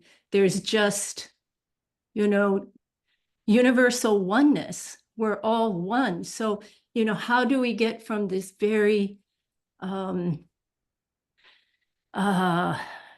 dualistic way of thinking, us versus them, creating enemies, anger and fear-based culture of war. The real question is, how do we shift that to a culture of peace? From the material civilization that we've been based for centuries, based on material culture, and how do we move into that spiritual reality, spiritual culture? I'm just bringing it up because to me, it revolves around answering those really key questions, and then not losing hope ever, because watching the world, it's just so depressing right now, and people lose hope and they give up. And of course, we know we'll never give up, and we have to keep that energy going, because we're just energetic beings. We live in this energetic world, and we need to keep putting out that positive energy, that real divine essence of who we are. So, just a little pep talk that we can't lose hope, and just to live in the light, and let's just continue what we're doing. Thank you. One of the thoughts I had, and that to add, if I may, to passion, focus on education, etc., is also to not forget the psychological realm. So, for example, part of what we are speaking about in the field of trauma, which is the one I know, is what we call failure of empathy. We fail in being with each other. It's almost like it's either you or me, not you and me. And we fail at remembering that the you might have feelings and thoughts and dreams and imaginations and loves and hates just like us. And we do project all the negatives on the other, right? We even call it otherness. Jonathan, you're speaking, but but we don't hear you. Go ahead, Jonathan, please. I'm sorry. I'm getting phone call after phone call. I sorry. thought we were only an hour and a half. What is it what would you like me to speak about? What is of interest to you? No. Whatever you want. This is a dialogue. I thought you were speaking to what I was saying. I guess you were on the phone. Well, so I mean, okay. So what I've heard is different dimensions of concern. One is deep spiritual, moving from loving things to loving people. And loving people and using things rather than loving things and using people. The paradigm we have now is that the natural world is something to be dominated, controlled, and studied in an epistemology in which one can only say they know something when it can be controlled and experimented, measured, and repeated. Therefore, that which cannot be measured and repeated and controlled is ignored. Therefore, the mystery and reason for creation, the value of creation, is marginalized. That worldview is institutionalized in general accounting principles in the law. So when corporations report in their quarterly reports, they report on their impact on the financial markets and the financial markets' impact on them. But the impact on the natural world is not considered germane. So that's considered an externality. So it's not just an abstract philosophical metaphysical issue. These worldviews are embodied in the legal regimes in which we live. That's very important to understand, because most people don't understand that these ideas matter, because from the ideas, policies emerge and laws then emerge to apply those policies. I just gave a very coarse example of the major institutions that are destroying the ecosystem, which are the modern corporation and its duty to report on what's relevant to the public. And what's relevant to the public does not include what's relevant to us, because we are saying the natural world, the laws of nature, the bounty of creation is real and not an externality. And the financial markets, the process of industrialization of the planet and commercialization of the planet and the commodification of the global commons, that is something that humans create. We can create it in a way that involves the values that we honor, which is, one, we have to live in harmony with the natural world. That is axiomatic. And that's what we're fighting about right now in the world, in which there is a worldview that says governance of the global commons is out of bounds. It's an imposition, it's a diminution of freedom. There's a political party in the United States right now that is, as a matter of policy, denying protecting the global commons. They are against the law of the sea. They are against, and it's ironic because it was that party, the Republican Party, that brought us the Clean Water Act, the Environmental Protection Agency, the Montreal Protocol to protect the ozone, et cetera. So this is just based on a lie, straight up lie and ignorance, arrogance, and falsehood. And we don't have any Democrats highlighting this lie. And our voices are not highlighting this lie. And the other institution that's challenging us is the definition of security based on military nationalism rather than human security. So although the law of the UN says, Article 5, Chapter 26 says that the Security Council shall, not might, maybe, could, shall, it's an affirmative duty, convene the military staff committees to come up with a plan to reduce military expenditures and free up resources for social development. Mhm. That can't be vetoed. Right. That's not subject. Let's just go to Reverend Nakagaki, because we have so many questions and chat people, Oh, okay. and I don't want people. What you didn't hear, Jonathan, was actually the entering the discussion into the more psychological issue of. But I don't think these are psychological issues. I'm challenging that. No. Excuse me. I think these are multi-dimensional issues. Yeah, absolutely. But the problem is excuse me, and you cannot reduce them only to one and say the whole truth is only one dimension. It's simply not true. But since you do speak about the law, I think it's important for us to remember, even with the NPP, that victims have rights. These are laws that, by law, these are laws I gave my life to develop. Victims do have rights, and we are here also to fight to realize those rights.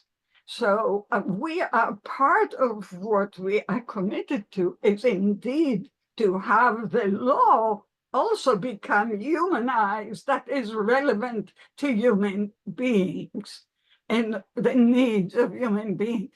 But Reverend Nakagaki, you've been very patient. Please go ahead. But briefly, because there are so many comments and questions, people are very eager to speak. Go ahead. Because I was thinking of a lot of the division or divided and everything. For me, I think it's a big problem. Even we are divided. Can I speak now or what? Can I speak? Okay. Then everything is divided like a yes and no. That's it. And then it's so difficult my feeling nowadays is so difficult to be the Buddhist because we don't take one or the others. So it's like a middle path. Normally means we try to understand, but it's not like but here always like yes and no. So it's like plus there's no middle. So which means if the people yes person push their yes, no person push their no. And so they don't listen, or do they try to somehow find the middle path? But then, which I feel like it's very difficult too, because nobody discuss anymore. And then it seems like a one-sided. They decided they don't listen. I mean, it used to be. I guess that's a terrorist way of U.S. deal with the terrorists is no discussion, no kind of all those stuff. But whatever the case, is the feel like we need to have more space somehow to be able to, position to understand the others, or or at least the thinking for the others' happiness first, or something. Is that some action is really making the other people happy and so forth. But it seems like the essential kind of a way of thinking is well, I guess justice versus justice fight. It seems that way. If the people who feel like they know everything, then they fight. And then people who don't know anything, they tend not to fight actually, but try to listen to other people. But it seems like so many, sort of intelligent people nowadays. So they feel like, oh, they're the right thing. I know the answer. I know the answer. I don't have to listen to you because I know the answer. I mean, that kind of a feeling that I get. I just, generalize too much, but yet I feel like something is... very human to do, but not necessarily illuminating. But it's not the human, but it's like one God religion does too those things. So that's why I have a little more concern of the religious differences of the different gods. Some country has a very different gods, but some are only single gods, and then everything is the other thing is like separate totally. And so it's applied to that kind of a way of thinking too. So that's why it's a revision is a very important. Revision become the source of problem too, right? I mean, the source of war, because they push their own view. They are always correct one. I'm the God people. So why do we listen to others? But we do those things, but yet we don't. That's also the facts of the revision too. So are we dealing with that particular issues, or it's like a very similar to. Well, everything's going on. So, but anyway, so just the comments and any questions or any matters of, we simply continue the conversations, and we humbly respect each other's views, and we remember that it's not either or, but it's and. It's your view and my view and her view and his view. Well, I'm sorry, but that's true for building community amongst ourselves and feeling a family of heartfelt unity. That's absolutely true what you say. But if we start with the premise that we are all of one heart, I believe our conversation should be, how can we be effective in our advocacy? How can we define the problem correctly in a way in which we can influence it? And that's a different conversation than one that is about the silent communion of our hearts. That's very valuable, but right now I think we're in an emergency situation in which rational analysis to lead to effective action is extremely important as important as silent prayer and heartfelt harmony. And they're two different modalities. And I feel that they need to be distinguished because there's different tools for different things. If I wanted to talk about the most important institutions that are attacking the planet, that are structured to marginalize that which we consider essential, love and compassion. But if you don't want me to do that, I won't do it because I could see it was being very, I could see that it was being, excuse me, I could see that it was being very divisive, and I don't want to bring in issues that are inappropriate, and I apologize.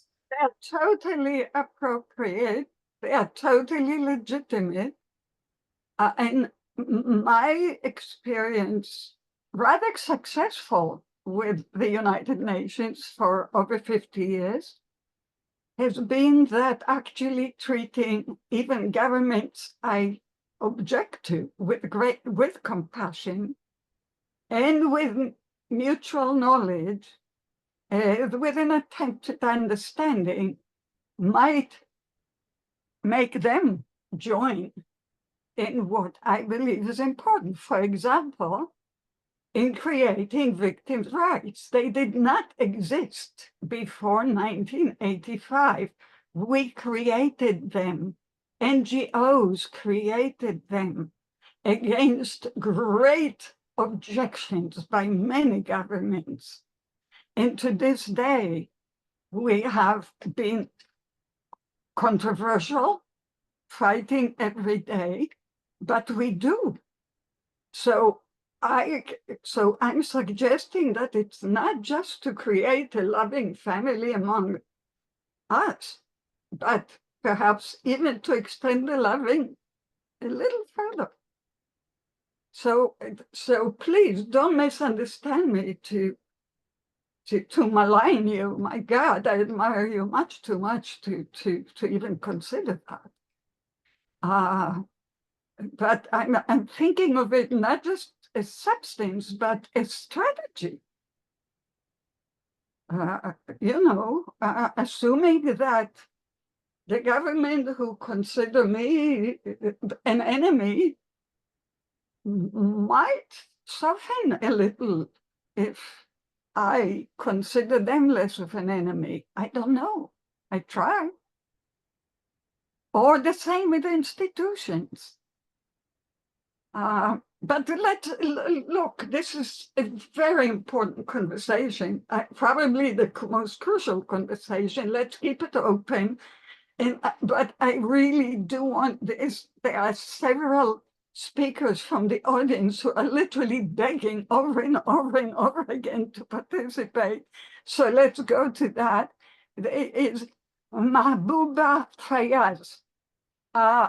Please, Robbie, would you let Mahbouba Fayaz speak, because they asked he or she asked several times and said he's not asking for materials, but he wants the voice to be heard. So please, is that possible? Go ahead. I don't see him in here anymore. Oh, come on. That's terrible. Oh, that is terrible, because he kept asking at least 5 times. That's terrible. So sorry. I will write to him separately. Sorry. And is Nidal Jujak here still?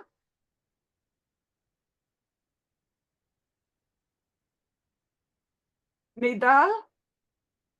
Is he still here? No, I don't see him in here as well. See, I will have a whole lot of guilt to work with tonight, writing to all these people we didn't let speak. Because Nidal is a very important example. He's a Syrian refugee who is feeling extremely abandoned by the world, not helping the Syrian victims. and even befriending the government now.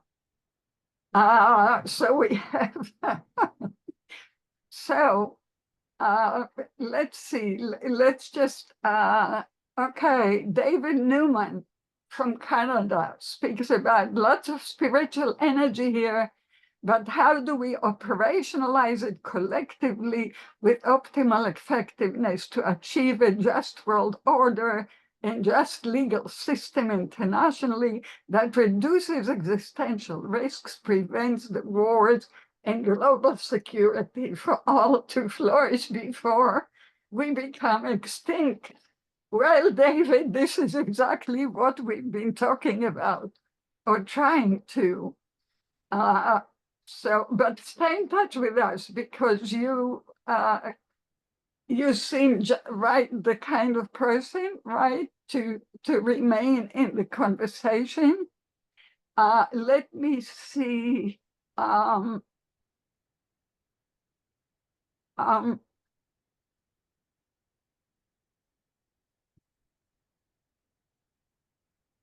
Some indeed speak about we need to persuade governments, which is what a lot of us try to do all the time. To those who are worried about the chat, it's going to be on the website, as I promised. Let me see if I missed any questions still. Come on, we gave more time for the discussion, but I guess people are used to an hour and a half. So let me wait, Jacqline. I promised Monica.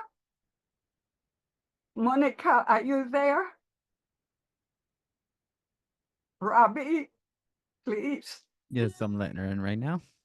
Oh, wait a minute. So John German is telling us that Mahbuba Fayaz is an Afghan woman. Oh, that's very important. Hi, Monica, darling. So let me just read this. An Afghan woman he works with, who has fled to Pakistan with her family, whether they're still in danger.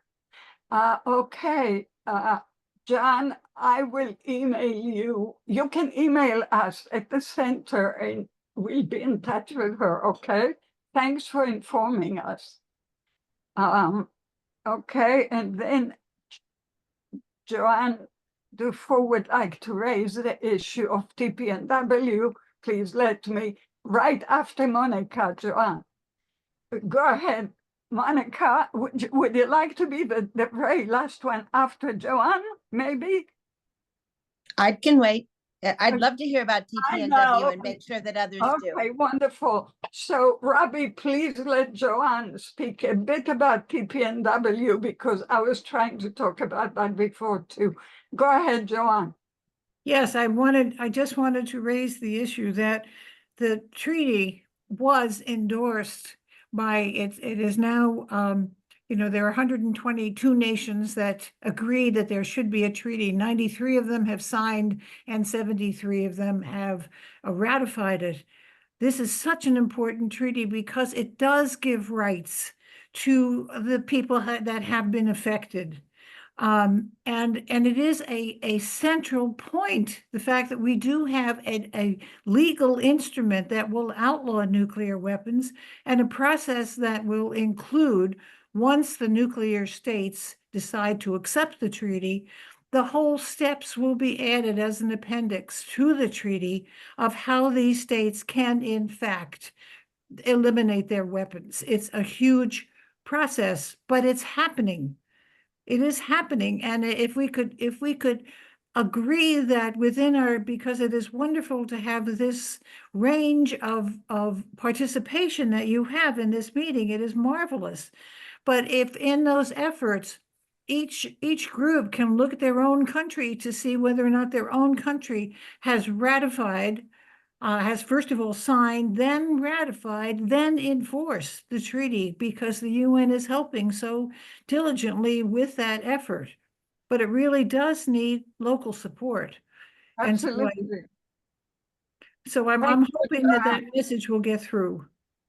And of Yes. course, the Pope, right from the start, we had the religious voice in the Pope, who was there every day when they were talking about it, not physically, but through his ambassador, making sure that the treaty was going to get drafted. And then, of course, they were the first country to not only sign but ratify the treaty as the Vatican. And then the Red Cross brought up the whole issue of humanity. The Peter Mora of the Red Cross brought up the issue that you cannot think of nuclear weapons as weapons. You have to think of the people that they impact, and changing the whole focus to the human element of any use of nuclear weapons. And that is so important for the military, for heaven's sakes. They have never considered that. And if they have considered it, they don't follow it. And we're seeing that rampantly in what's going on these days. You're absolutely correct, Joanne. And the victims articles in the TPNW are Article 6 and 7, and our center is totally active in realizing. Marvelous. But and I hope everyone else's center is too, who is involved in this, because it is so important. But the problem is, Joanne, is we're going back to the seeming controversy we had before between Jonathan and me. It's only seeming, it's not. But that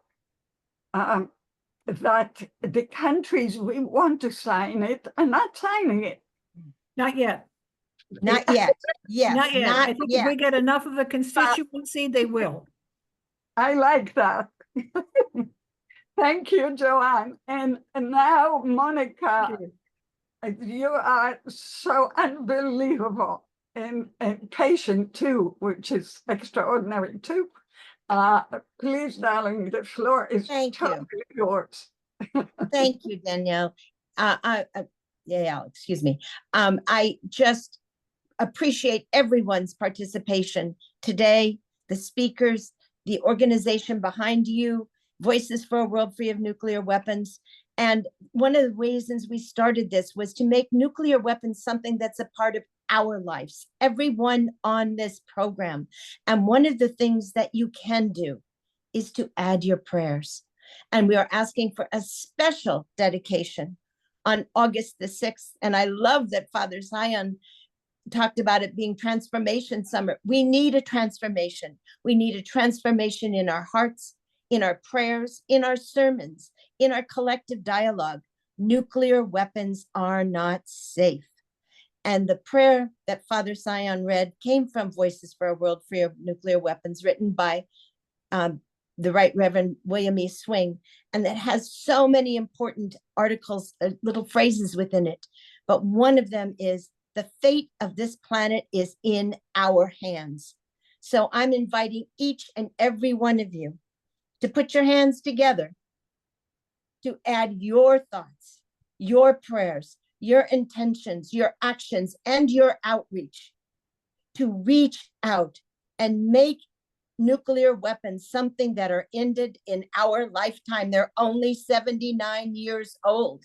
We can do something about it. When I saw Ray Atchison say, we can end nuclear weapons, it was like, oh, now we really can. So let's make this something we really pray for and work to and happen. And I just thank everyone for your attention, your dedication, the speakers for your wisdom and for your prayers. And join us on August the 6th, Voices for a World Free of Nuclear Weapons. The website I put in the chat, you'll be able to get it, and add your prayers. Ask others to join you. Absolutely. And we continue to work together. And I'm going to make a plug.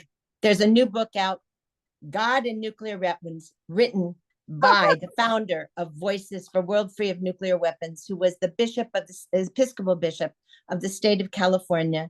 And he founded the United Religions Initiative. So take a look on Amazon. We will put it in the chat, please. So okay, I'll put it in the chat. Thank you, everyone, for being a part of this wonderful, wonderful event. Thank you, and stay in touch, please. There are so many unfinished, not that conversation should be finished, but there are so many strands that we still need to weave together. I want to thank everyone. I want to thank the audience. I want to thank each one of you. It's so precious. I feel blessed by sharing this afternoon with you. I promised everybody that you will give your last words. So here you are. Let's start from the end to the beginning. So, Reverend Sion, please, what's your last words to our audience today? You can do one First, sentence. I am honored to be part of this webinar and hearing the stories and the sharings of all the, not only the panelists, but also the eagerness of our participants for this webinar. And I hope and pray that more awareness just like this will continue to reach out people around the globe to get involved and to not only know but really participate in the advocacy in eliminating these nuclear weapons which really threaten us. That's all, and thank you very much. Thank you. Kekasha? Just wanted to reiterate that with knowledge comes the power to act. And I think that, working together like this and having discussions such as this and sharing the actions that we are taking are a very important part of this disarmament education, because it is a way of removing this veil of secrecy that surrounds the topic of nuclear weapons, and ensuring that it's not seen as something taboo, but something that affects every single one of us, and therefore all of us need to take action. And it's time for us to really go back and think about what our traditions tell us, about what our faiths tell us, about treating each other with empathy and treating the planet with empathy and love and compassion. And I feel like putting that forward, that empathy and compassion forward, and utilizing that combined with the knowledge of nuclear weapons and what is going on will eventually help us to create a world that is free of nuclear weapons. Jonathan, please.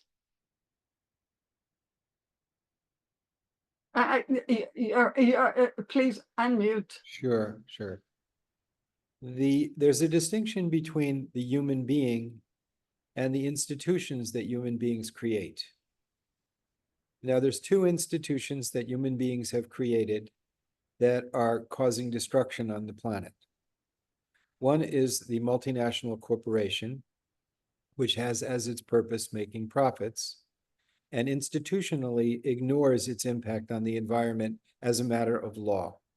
So there's an analysis that has to be made that goes back to the values that give rise to this institution and how it can be changed, because it's very few people making these decisions, very few. Two, the other is the nation state. The modern state was created to separate Protestants and Catholics who were slaughtering each other in Central Europe over their definition of Jesus' love. So this was an institution created to separate people. And today, the problems that we have are not to separate people, but to bring us together. But the institution was created to separate people. And we are trying to use those institutions for purposes other than what they're formed to do. So we need to have institutional ideas that can possibly change those institutions and explain that to the common person. That's why dealing with matters of the heart is the first step. But one of the things that our movement does is it makes the ultimate good the enemy of the steps needing to get there. An example of this would be Joe Biden ran on a no first use ticket. And when there was people who subverted his efforts to do that, our community was unable to respond to get what we wanted because there were too many said, no, saying no first use implies a legitimacy for second use. So we did not have a big tent approach. To me, we have natural alliances of the disarmament movement, the human rights movement, the gender equity movement, the anti-poverty movement, and the environmental movement. But because of our obsession with ideas, which are things, we are not loving each other to build that community that can be effective. And prayer is a collective prayer is a first step in that direction. But it is very important that we understand that that's the direction we are going. Not to reduce us to, do you support the TPNW or not? Or do you support deterrence as a theory or not? No, we support anyone who wants to honor love and life and those values and any steps that go in that direction. Now, there are some people more sophisticated who can argue about rights and laws and things, but there are others who just say, look, maybe we should have a freeze movement because right now we're being faced with a new buildup. Anything, and we need to have the big tent approach has worked in the past. And identity politics, identity being my group, not your group, consistently will fail. We need to have the big tent approach today because the institutions that we need to get to the world we want are being attacked. The rule of law is being attacked, and the United Nations system is being attacked. So we have to understand why, and this is a moment in which ideas matter enormously. And as Reverend said, we have to begin with beginner's mind, open mind, understand how people come to points of disagreement with us. How did they get there? And what ideas are they holding on to in order to be able to be effective? And the first step of that is the prayer to have the melting heart of compassion. But we also have to have the discriminating means to bring that open heart into effective hands of action. Thank you. Fumi. Please unmute. Yes, I did. So my closing words and prayers are very simple, yet very powerful. May peace prevail on earth. Thank you, everyone. Amen, amen, amen. And Reverend Nakagaki, please. For today, first of all, thank you so much for today. It was really the first time, so I don't know what to say or what we should be doing. But at the same time, I feel like one thing I wanted to share at the beginning, but actually the way that I always do the peace ceremony, everything is basically each one has a different talent. Each have a different, likes and dislikes and everything else. So as that, each one has their own talent. So we try to bring it together for those talent. The people who, since I myself, the religious background, that's why I wanted to have an interfaith. I mean, the same way that musicians probably wanted to do the music way to bring the peace. And then politicians, of course, they should bring the peace through the politics. And then each tradition have a way to bring, each country have a way to bring the peace too, I think. But so whatever the way that each one has, I think we should be fully used. So we're not waiting for the other people to bring the peace, but rather we should be sort of like an instrument of peace, right? So we should be the one to find the peace within, even like a small step. You may not be able to do big things like the other people do, but yet the small thing can be perfectly fine. So each one can find how can I make the peaceful world? Maybe just say hello to my neighbor. I mean, that could be a good way. Yes. How are you? And wait for the answer. Yeah, the smile for the your friend, or even like when you have fighting, you can just try to do something. I mean, that's also very simple way of doing it. But then each one try to do something for the peace. Then might accumulate a lot of stuff. so then that can create more better place for us to live. And so that's the things that I would like to conclude. And then the Buddhism, especially interconnectedness, is something that we talk about. So actually, since you introduced me as a writer of the Buddhist swastika and Hitler's cross, the swastika itself is actually connection, or the connection over the 4 lines. And then so it's like all the east and west, north and south, and then all the 4 elements all together that create the swastika form. I mean, that's originally like 5,000 years we've been using it. But then we may forget, because now we can't use a swastika anymore because of the Nazi Germany, but yet maybe we may forget already swastika itself is a symbol of connection and a symbol of the light. And then maybe it is actually interfaith symbol form, in my opinion. All of the Buddhism use, Hindu use, Native American use, the Christian use too, actually. But all those things are actually the symbol of the connection. And then so maybe if when this things become together, then it becomes probably the light for everyone. And so that's my hope that I'm working on the swastika issue right now, because it's totally different, but yet it has embraced to many part of the cultures and so forth in a good way. So anyway, I thank you very much. Thank you. We have to stay together. I mean, it's not like I'm rushing you to finish. It's okay. It's simply we have to join us. I have 5 days programs too. So we are just proving that we must meet again. And perhaps if you, just to everyone, if you, in an hour or in a day, if you come up with an idea for another such webinar, just write me and let's do it. Because this should not be the final conversation. It's just an opening one.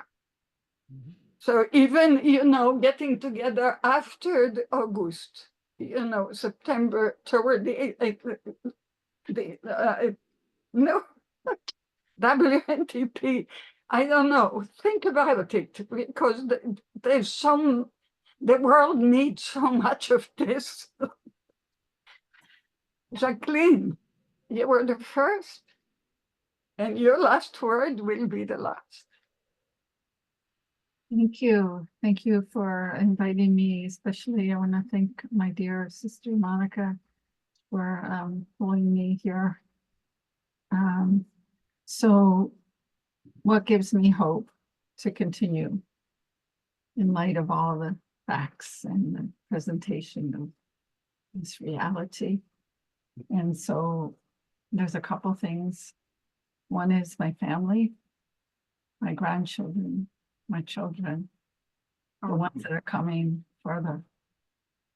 My community, the ones that help me to remember who I am, that help me to stay grounded through whatever ceremony or ways or practices of life that ground me into, a sense of my own purpose in this lifetime.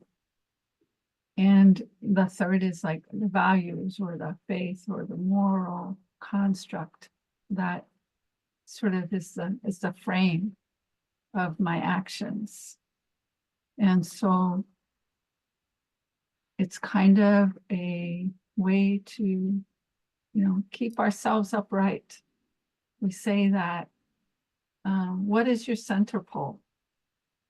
Stay in that center pole. Go to that center pole for your strength.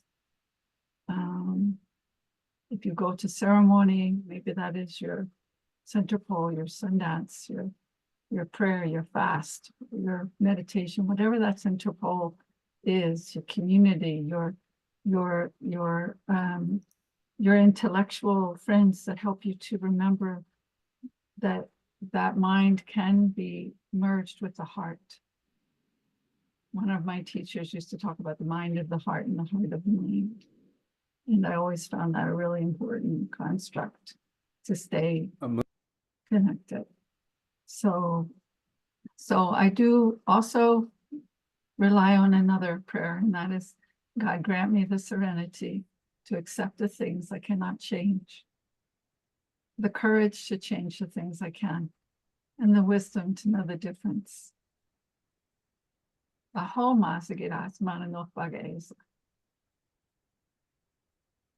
Amen. And somebody heard your prayer because Mahbouba Fayaz is back with us and she wants to speak to us. So let's take the moment and be here for her. Go ahead, Mahbouba, we're here for you. Thank you for coming back. Yeah, hello all. I hope you are doing well and be fine. I'm really sorry because I had Wi-Fi connection problem. That's why I missed a moment of the meeting. And first of all, I really thank you that you are thinking about the future generation and their future and their situation in the future. And first of all, I want to introduce myself.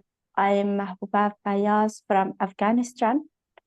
And as an Afghan girl, I raised up in a warful country, which too many of my friends, they lost their hands, their foots in the bomb blasts, unfortunately, in near and close years. Right now, unfortunately, I immigrated in Pakistan. I'm not allowed to get education in Afghanistan because women are not allowed to get education, and Taliban consider our rights as separate from human rights. So about the nuclear weapons, if I express my idea, I had an idea when I was 15 years old about these nuclear weapons, that what's going on in the world and what will happen for our future. I could realize about around myself, my friends and the people in Afghanistan who surrounded me, they were as much busy as the problems that we had in Afghanistan, especially girls. They were as much busy as even they didn't hear the name of the nuclear weapons. And right now, even in my home, I said to my sister that I have a meeting about the nuclear weapon. She asked me, what's the nuclear weapon? Though she is 26 years old, but she don't know what is the nuclear weapon. And it is really somehow painful for me. And we young generation, we must know what's going on with our future. And we must be informed about that. So once again, I really thank you that you created this meeting and you are somehow intensifying information about the nuclear weapon. And I have a suggestion and I have a question from you. My suggestion is this, that what do you think if we involve the knowledge, information, and the way of depriving or protecting from nuclear weapon the young generation?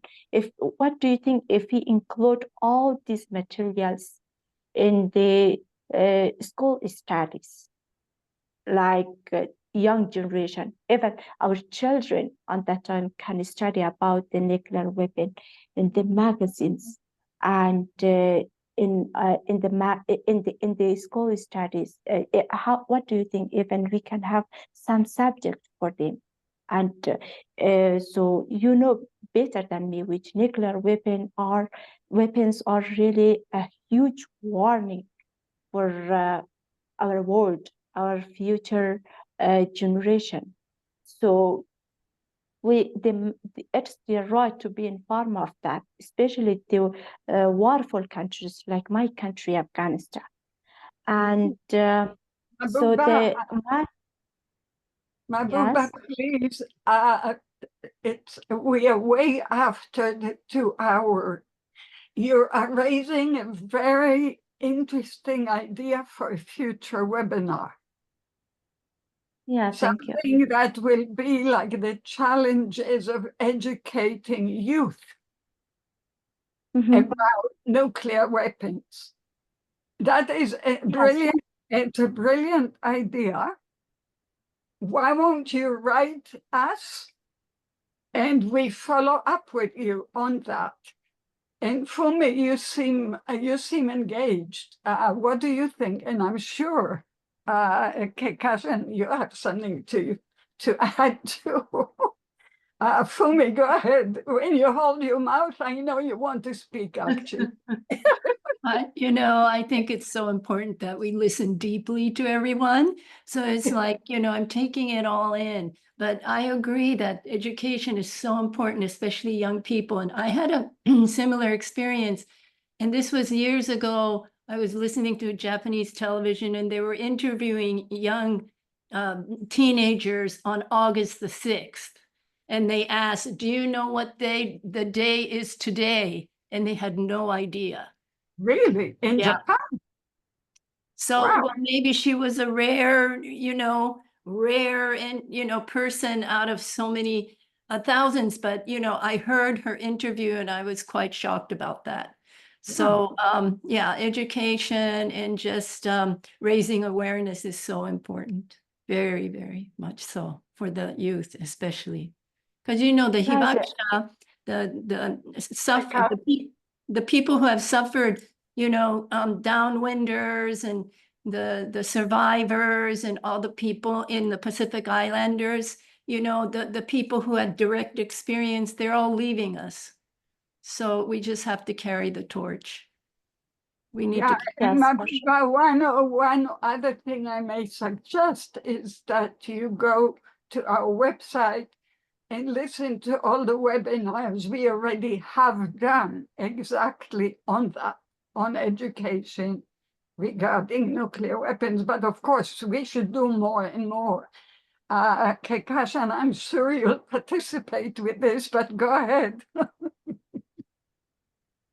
No, absolutely. I know we are very much past time, but yes, absolutely. I think that any kind of effort to push forward this knowledge of nuclear weapons and eradicating this taboo surrounding nuclear weapons is extremely important, and getting our young people now and getting them to understand just how big the threat of nuclear weapons is. I think that that's extremely important. So yes, I'm all for it and happy to support in any way I can.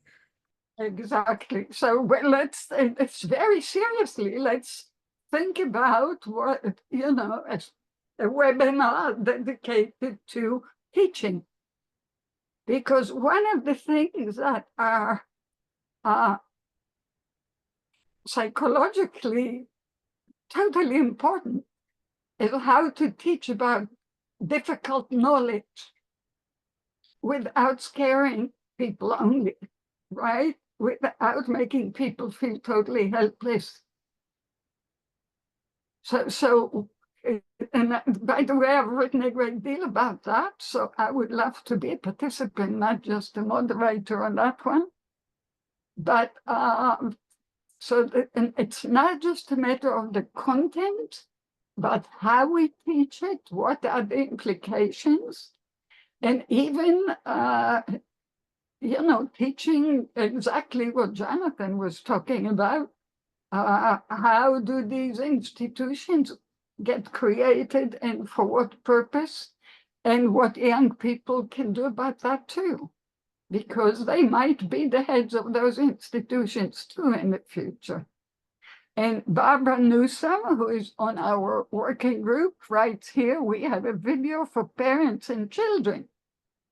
So please write to us. We are full of resources, and let's plan for the future. Barbara, you know how.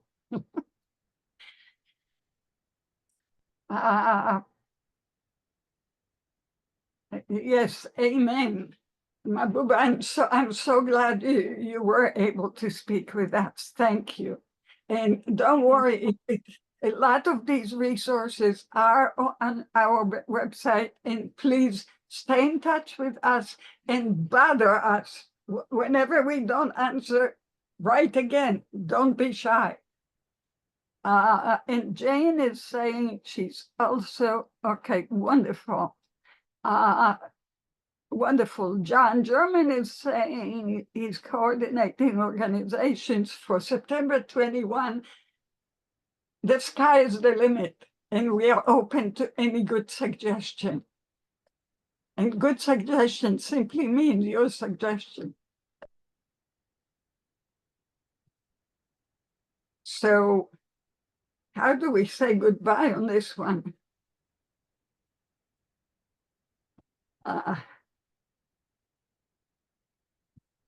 And let me just say, right, that our next webinar will be on Sunday, July 28th, not this Sunday, the following Sunday at 1, and it will be the 10th anniversary of the Yazidi genocide. So please, those of you who can, please join us. It would be extremely important and and it would again be a solidarity for other people in need as well. So thank you again. Don't disappear, stay in touch.